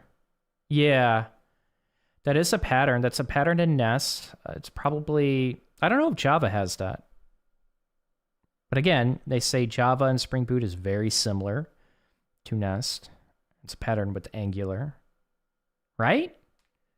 Use decorators with Angular? I don't know. I actually have no idea. But yeah, we use them in our Twitch Sprout project. I used some decorators in Python a long time ago, but I don't know how they actually work. Yeah, they...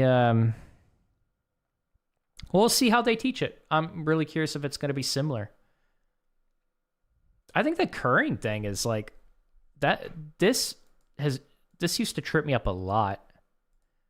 And still, like, I got to use brain power for this. And recursion. Closure's not that bad.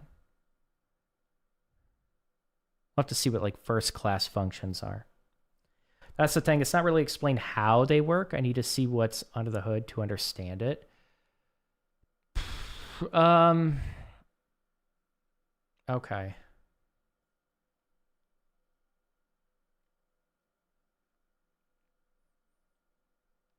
I don't know if you talked about this already, but what do you think about about the new O3 model and these software engineering bench scores? Is that the $500 thing, or no? That's Devin. Is that the $200 thing? Because I don't think I have access to the O3 model, do I?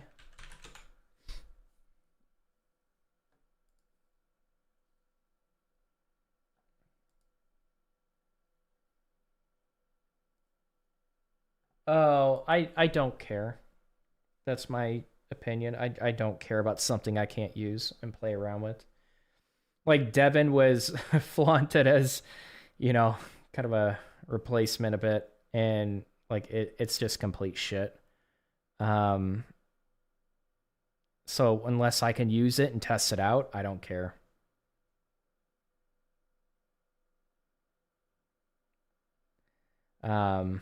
Let O3 cook itself, maybe.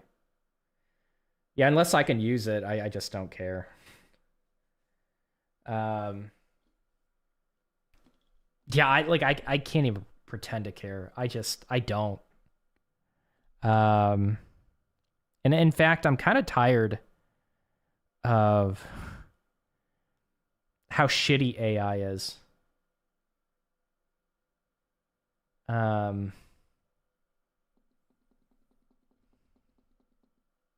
AI has been disappointing for a while. I think the original launch of ChatGPT was impressive,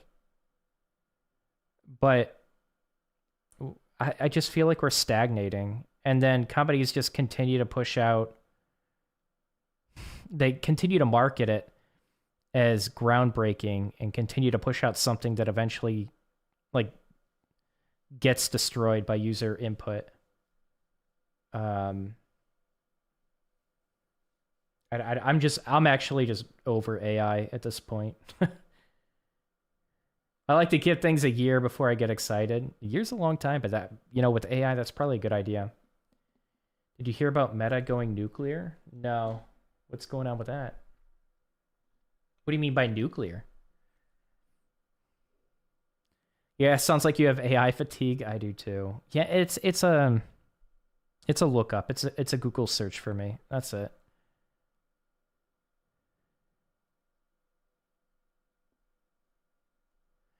It's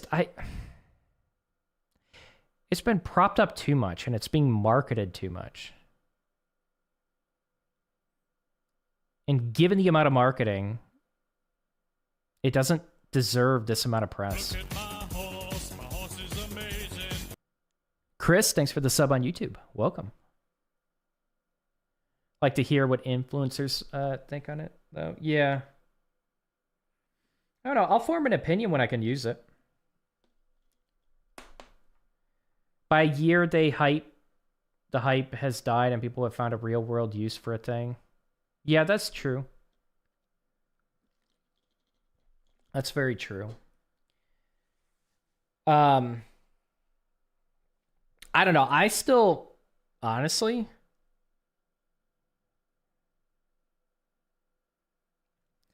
I'm not convinced Next is going to be around for as long as people think it is. Oh, literally nuclear. Went nuclear to generate more power for, oh, you mean literally, like they what? Created a nuclear power plant? Meta nuclear power?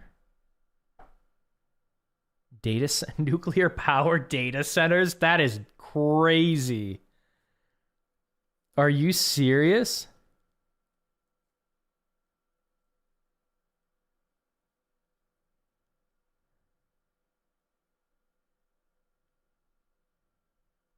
Wow.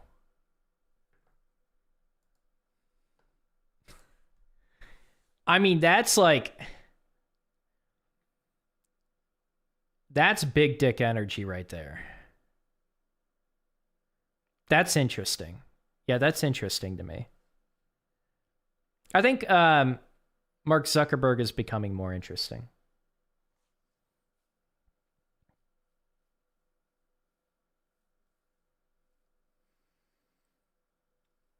Does this mean my solar panels are no longer helping because AI is destroying the world with nuclear power again? Yeah, I don't know. I don't know how unsafe nuclear power is in the recent, like, 20 years. I haven't looked into it that much. I'm going to be honest. I'm pretty ignorant on the topic, but a lot of people are arguing nuclear power is incredibly safe and stable and efficient, not wasteful. I don't know if that's true. I haven't looked into it that much. Like, obviously you think, oh, you know, like a leak, it becomes unstable and then it explodes. But how often does that happen? When is the last time that happened?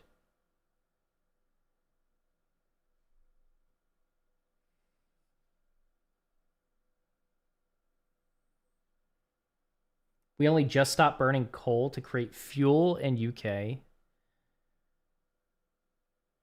I mean, if what are your other options?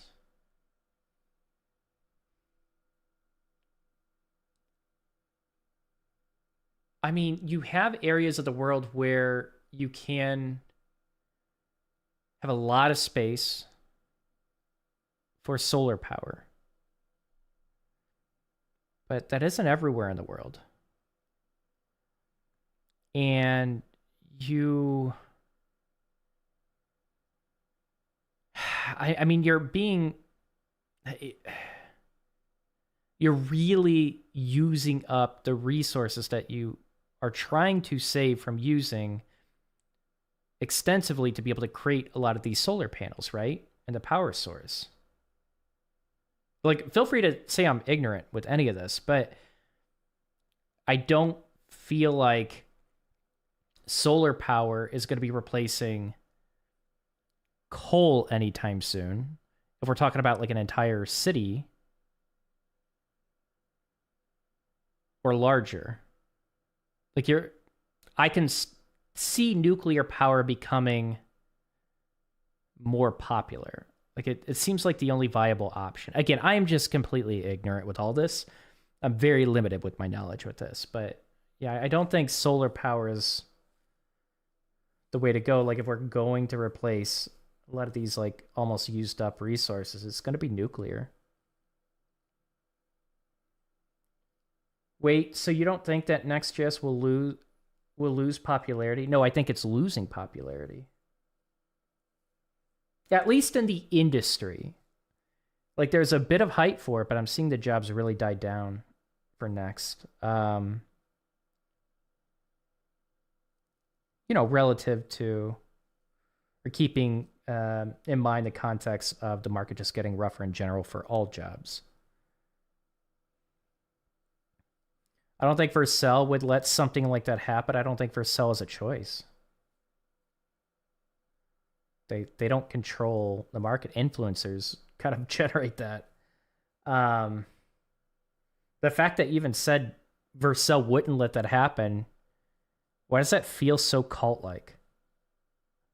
Vercel's a cult. It's not their choice. It's people who choose to adopt it or not. The government paid some towards people putting panels on the roofs. Any power left after the sun goes down goes to the electric company. I don't get to keep it. Oh, really? You get... So... They only pay you for putting panels, but do they pay you for the extra power? Yeah, solar panels feel like an individual thing. You're not going to power an entire large city or beyond that with solar power. I mean, you could, but it seems incredibly unfeasible in a lot of areas in the world. I'm ignorant on it too, but for the electric cars, we don't have enough power in the grid for everyone to have electric cars. Interesting. I didn't know that. That's interesting. Vercel is quite bullish on it, obviously. I think Vercel ruined front end. I saw a comment like that in my recent video. I think he's right. Vercel is a cult. Yep. I think if tech is wanting or needing more power than nuclear. The CEO of Vercel is an investor or partner in like every up-and-coming YC company. Really? That's interesting. I wonder if it's just companies using Next. Is that it? That would be really interesting if that is.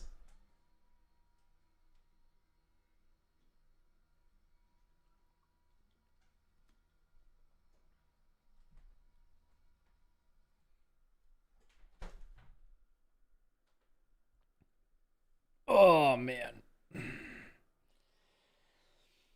We use the surplus power during the day. It does generate power even when cloudy. Then the power zooms off, and the people who own the house gets money for it. We get to live in the house for a little less than it would have been. Oh, okay. We don't have as high of an electric bill. At least we're not supposed to have. Yeah, it's interesting. I think I had an old boss that switched to solar power. And I think he mentioned, like, he lives in Illinois and he was selling power back. I'm pretty sure.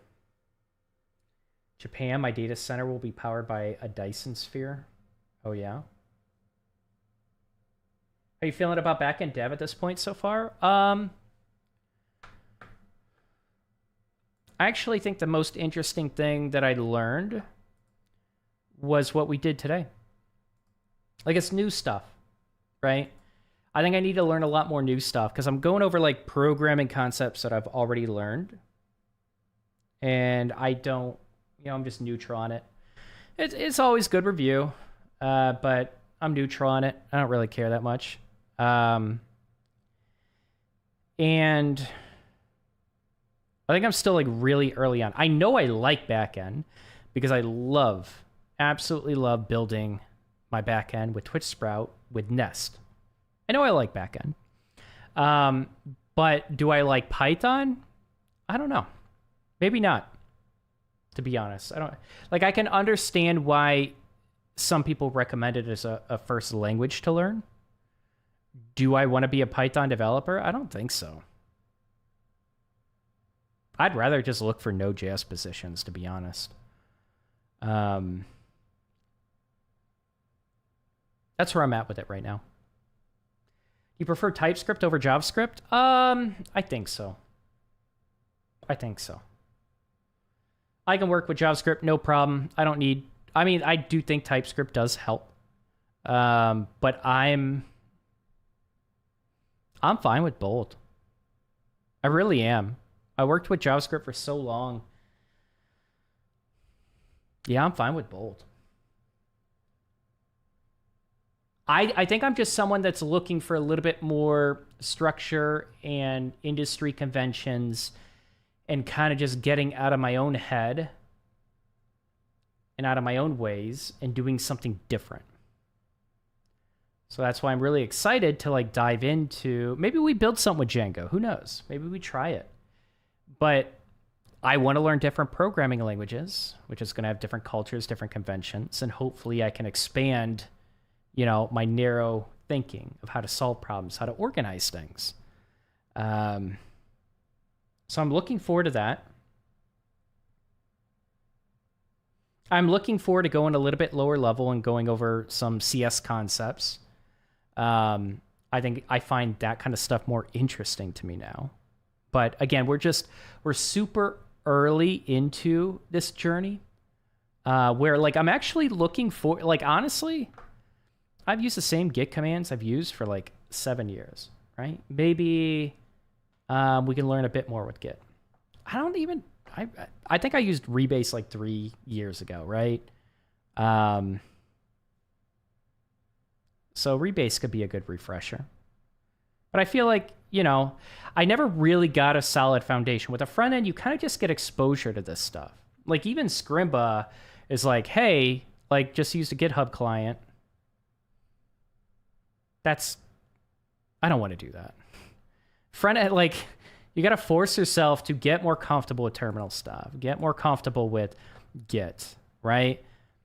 And, like, if it wasn't for my coding bootcamp, I never really would have went over this stuff.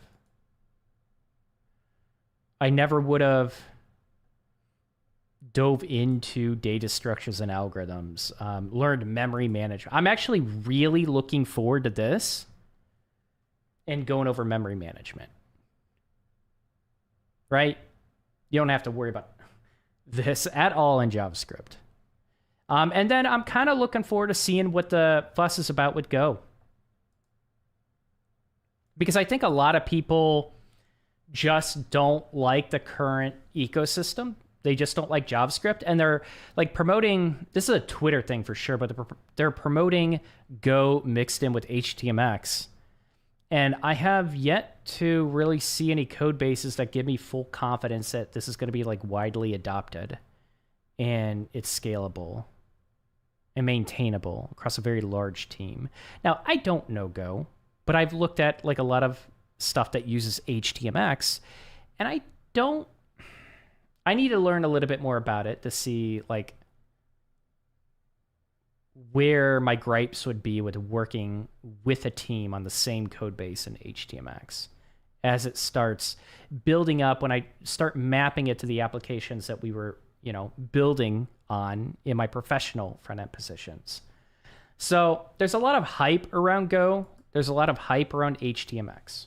It's like a stack that seems to be pushed and favored by, it's what seems like only backend developers. And I want to see if it's feasible. So I'm looking forward to that. I could use a refresher with SQL. I'm actually looking forward to that. I would love to build an HTTP server. If I'm being honest, like I said, I might even do that with JavaScript and Node. I really want to learn Docker. I set up WordPress with Docker one time. I also set up Docker for an open source project that I created at my mentorship meetup, and then I got rid of because I couldn't keep up with it, because I realized that maintaining an open source project takes more time than I thought it did. And I really want to learn CI/CD stuff. And then I want to dig into Kubernetes. I really want to get more comfortable with the pub sub architecture, especially with the Twitch stuff. Cryptography, web crawler. Like, I would love if this teaches like AWS. Like, I would love to get more comfortable with hosting my website on AWS. I would love to get off of Heroku. So there's a lot of upcoming things that I'm really looking forward to that are much later on in the curriculum. And again, I'm trying to commit to going through the entire thing, so we'll see. It's a lot of information. Django is awesome. It's super structured. Yeah, so my first position, I was a front-end developer, and we had a Django application. Most of my work was spent with the front end of Django. And so it'd be kind of interesting looking at the back end.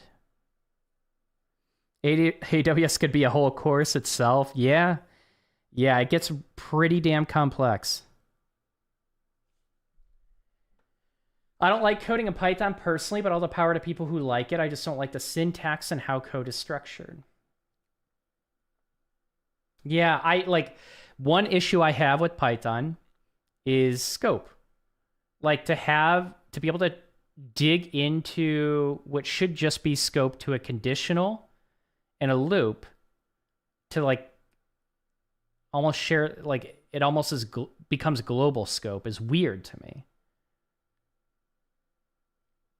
Don't do that. And Lane even said, like, it's not really conventionally correct or accepted to just use it as global scope. So that's the only thing I really don't like about Python so far. Other than that, it's pretty readable. But, for me, it's about the ecosystem. It's about the culture. And I'm kind of assuming Python is just full of a bunch of Python bros. I posted a meme in my Discord server. It's pretty funny, but like someone's just peeing in the toilet, and a guy comes over and pees into the toilet directly next to him and looks over at the other guy and says, dude, have you tried Python yet? Or something like that. It seems like there are a ton of Python bros that blindly recommend Python to everyone. I don't like that at all. But again, that's Go as well. That's everyone recommending Go. And so maybe I won't like the Go culture. And maybe I'm just going to learn that the programming world is just full of a bunch of cults, and I have to accept that. And I think the latter is probably true, that final thing. What's up, Sakuna? I also like Nest. I like Nest. Hey, fuck, maybe I like explore the Java world. If I like Nest so much, Java and Spring Boot, maybe I just go that direction. A lot of people shit on Java, but I don't even know why they shit on it.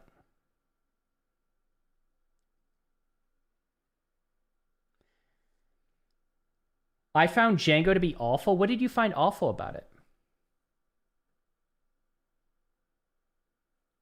I really think learning memory management levels you up as a developer. At least it did for me.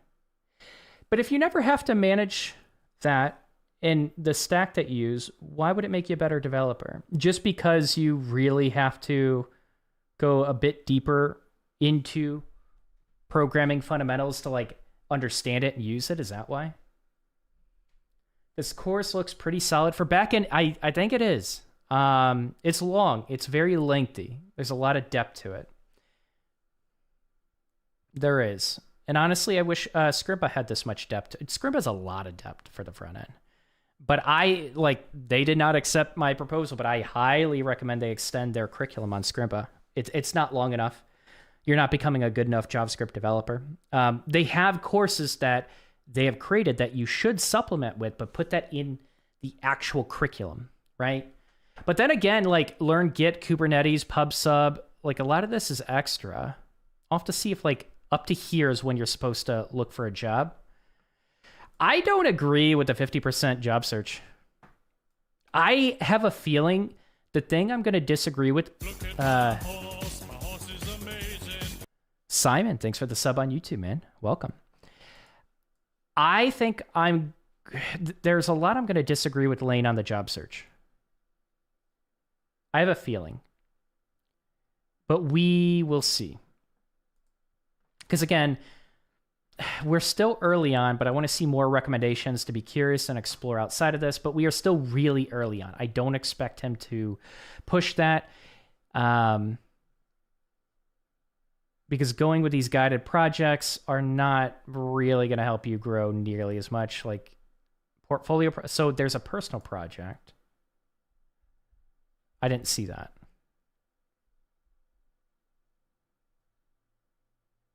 Okay, so it's not guided.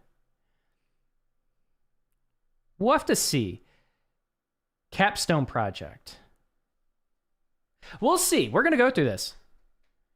Once we get to this, I will probably give my feedback the most on this. Again, this is what I've done for like the last 7 years. It's all I've focused on. Way less technical with helping people, way more with a job search. So we'll get to this I don't think it'll take us a year, but we'll get to this eventually. Let me catch up. I love that JS is right at the bottom, almost like it's saying this is a backend course. If you can survive everything else, you can be trusted to learn JS. Yeah, well, so he's replacing JS, and I think I don't know what I'm supposed to share. I need to look at his blog. He probably has all of this, but I know he's I don't even know if he's replacing it. I don't know. We'll see. But I know he's building a TypeScript portion, and it's going to be very lengthy from what I hear. Like, it's not just going to be small like this. He's replacing this and then creating like a whole TypeScript version, which I think is awesome.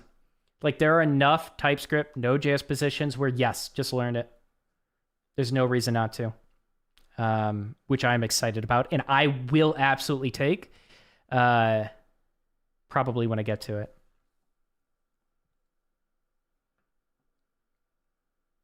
Python is good if you're picking up a language if you don't already have a project in mind.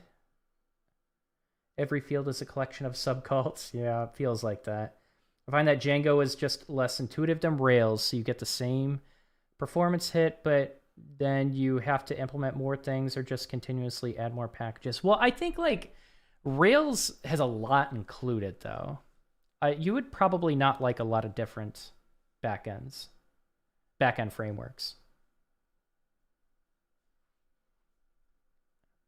Yeah, Rails, it feels like it's less about customizing and more about trying to solve all the problems that you're going to need on the back end, which isn't necessarily a bad thing. So junior backend engineer running your own home lab is freaking awesome for developing side projects. Running your own home lab? What's that? Feels like the guided project are teaching you to translate what is being asked into code more than teaching actual code. Okay. We'll see. Is this a year-long course? Yeah, I think he estimates about a year to get through this. I don't know if he's talking about like this up to here or here. I don't know yet. I think he's added an option to do some courses in TypeScript instead. An option. Okay, so he's not replacing. But that hasn't been added yet, right? Learn JavaScript for developers. Who is JavaScript for if not devs? What? Learn. Oh, yeah. Learn JavaScript. Yeah, that's a good point. What does that mean for developers? That's a really good point. Maybe it's to chase marketers away. Like marketing that tries to learn a bit of JavaScript to like really build the worst WordPress website that you can ever have to maintain.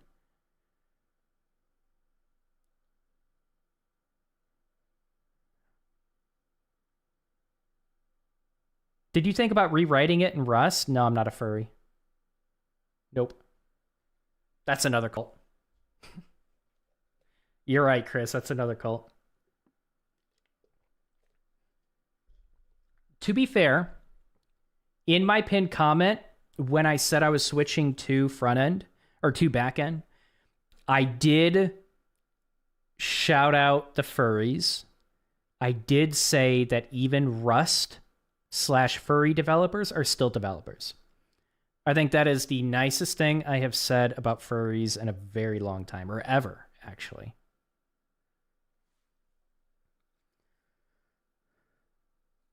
Not sure if it's been added yet. I'm still in the Python part. LOL. Don't want to jump ahead. Oh, you're still in the Python part. Okay. And become overwhelmed. Yeah, I wouldn't do that. Yeah, we are. We'll make it through. I wonder. I think the one question I have, honestly, for myself is like, how fast am I going? Like, how long is it going to take to get to these? Because you mentioned these. I'm going to play around with that. And then go. Like, how long is it going to take?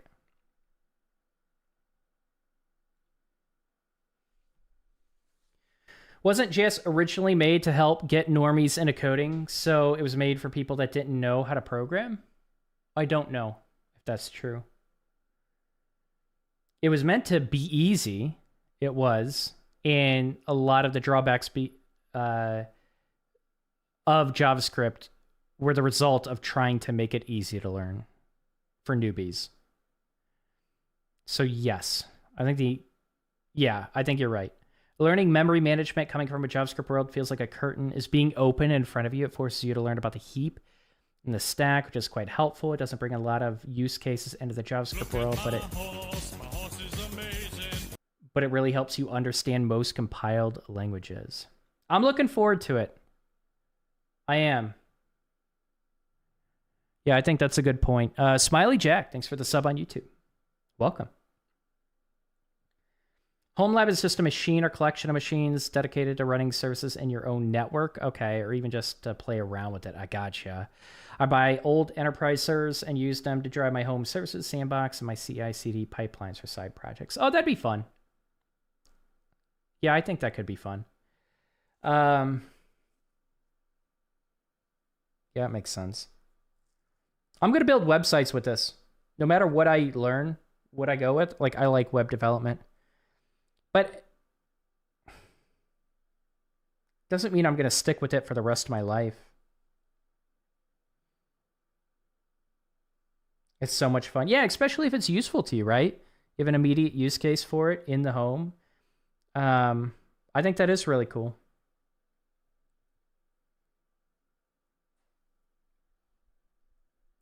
I don't think I care enough to do that.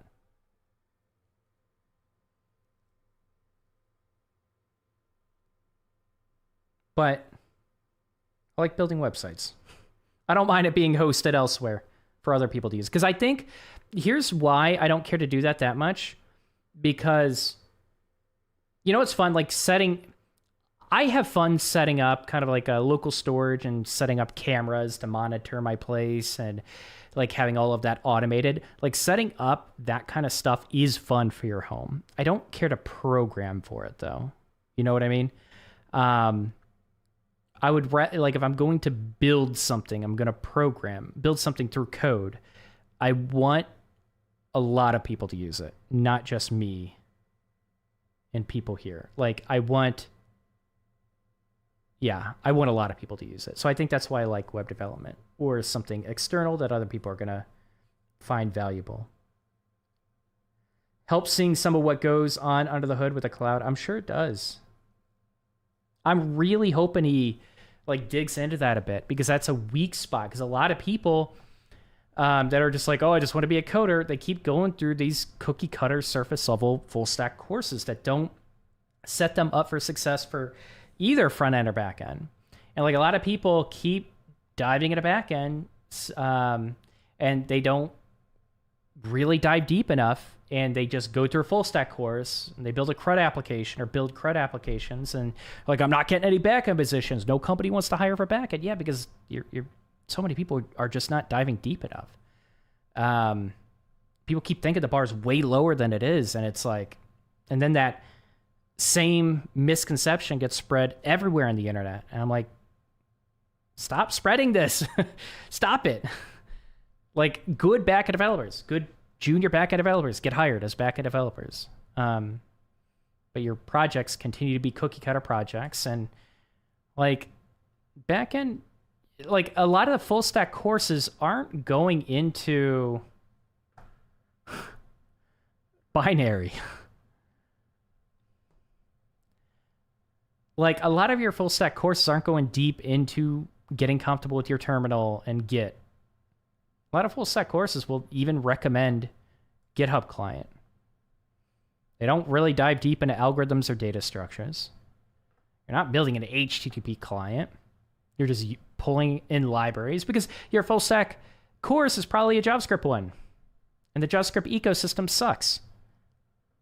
It's just creating a bunch of bad developers that just know how to piece libraries together.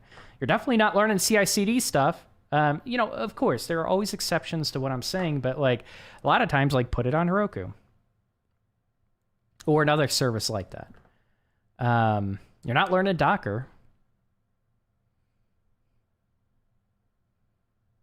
Like I think pub sub stuff is cool. Like you're really not learning. I love the event stuff with Nest. I think it's a lot of fun. I think it's really cool. And I'm seeing some drawbacks to the events. I think it's kind of hard to keep track of like the order of events that need to happen for functions to fire off. And so I've been depending heavily, rather than just like focusing on dependencies to create an order of things that happen. I'm creating kind of a chain of events that happen with events that are fired in Node.js. It's fun. It has its drawbacks, right? It's hard to keep track of that, and I probably need to document that somewhere. But that kind of stuff, it's not what's conventionally taught in your full stack courses.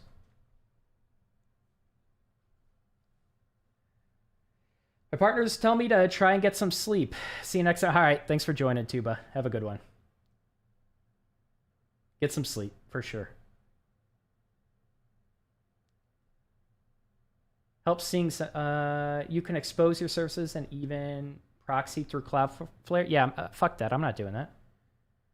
There's no way in hell. Like, cardinal rule of web hosting, when I had a web hosting company, there's no way in fucking hell I'm without like a bit of an expensive setup and overcomplicated setup that I'm ever going to host servers that I'm going to expose the... No, fuck that. That's a terrible idea.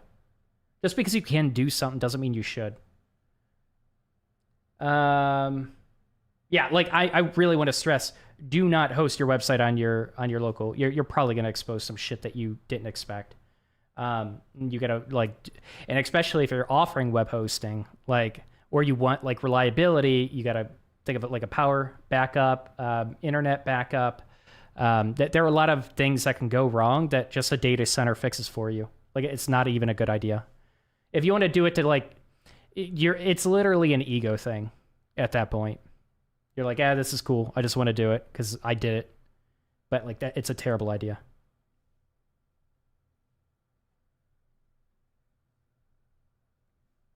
Some what I learned in fun home lab have actually been useful in the job.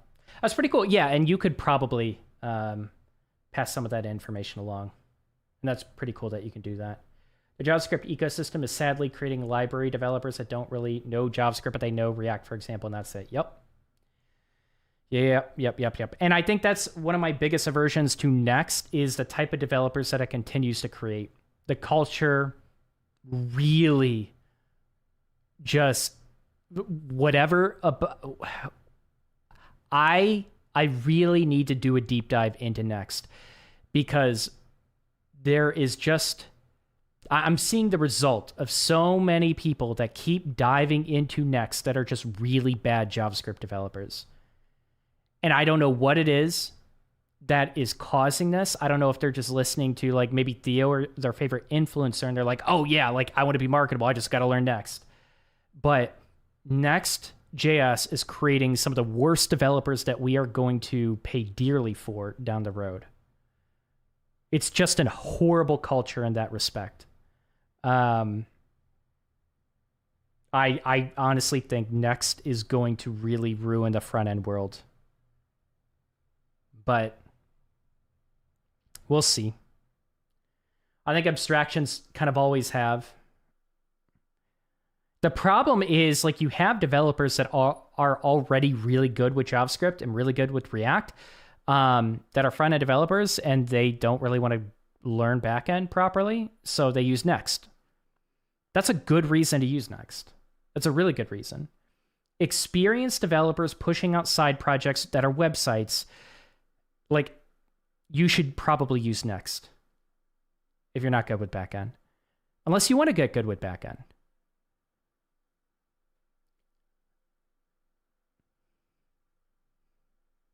But,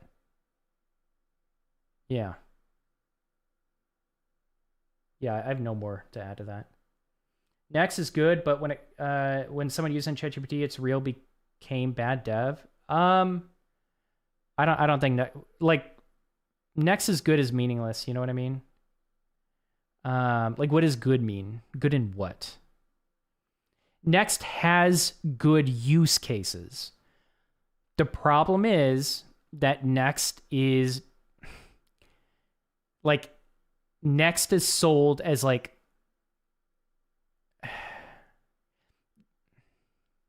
I don't even want to say it's sold as this. But everyone and their mother just blindly recommends Next for every project. That's the problem with it. It's a tool in your tool belt, and we are not being taught properly, like our industry, all JavaScript developers are not being taught properly how this tool is used and for what. It doesn't mean there aren't some people that might try to explain it. I'm saying the result is, from what I'm seeing, we're not using the tool as intended. We are using the hammer on every single problem, and Next is a hammer. I mean, we had the same problem with React. Next is just, an actual framework. But my worry is, like, how bad is the JavaScript ecosystem going to get if we're already here? React is better than Next? I don't think React by default is better than Next. Next uses React and adds more to it. in my circumstance, like if you're going to build a side project, I think Next is a really good tool if you're a front-end developer and you're already good with JavaScript and React. I think Next is a really good tool for that. If what you're building is a website. See, these defaults like React is better than this, Next is better than this, I just don't think they work. And I think the JavaScript world lacks nuance. Thoughts on Spring Academy? Never heard of it. Yeah, it's a little concerning. Libraries come and go, but actually learning the JavaScript language deeply allows you to adapt to any library very easily. Yes, 100%. You are learning the library's API. That is it. Right? You're getting good with that specific API. Someone recommended this, but like I might just like, maybe I find a new love for front end by tossing out all these libraries. Theo mentioned, let's go. Oh, one of my clients switched to PHP from Python because of a cheaper hosting plan. PHP to, okay.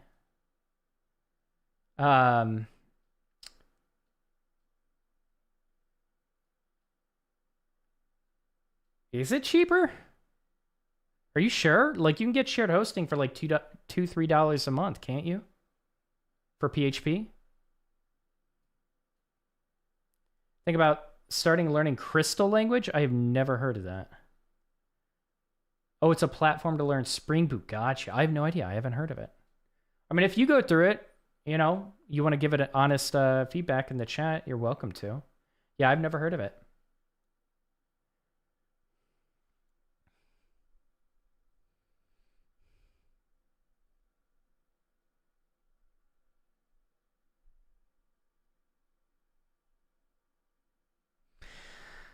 I just don't know how long it would take, but I think it'd be interesting to build everything from scratch. I just like to dive back into front end and just build what I need to. I don't know if it's feasible. I don't know if it's worth it. It's an interesting idea that I think like in my head is a good idea. And then when executed, I'm probably going to regret. That's the feeling I get. Like, do I care enough about that? I feel like that's like a year or two venture. And I don't know if I care enough to do that. All right. Well, I think that's it for me. Oh, man. I appreciate the conversation. We should like kind of wrap up and just BS each time. I enjoy the conversation. I do need to get something to eat though. I said though twice. But we are finally done with most of the stuff with the Python. You are not logged in? Okay. Now I'm logged in. Ooh, I almost clicked that. Whew, didn't want to do that. But we're going to be going through comparisons, and we'll see how far we get with loops, probably on Monday. We'll see.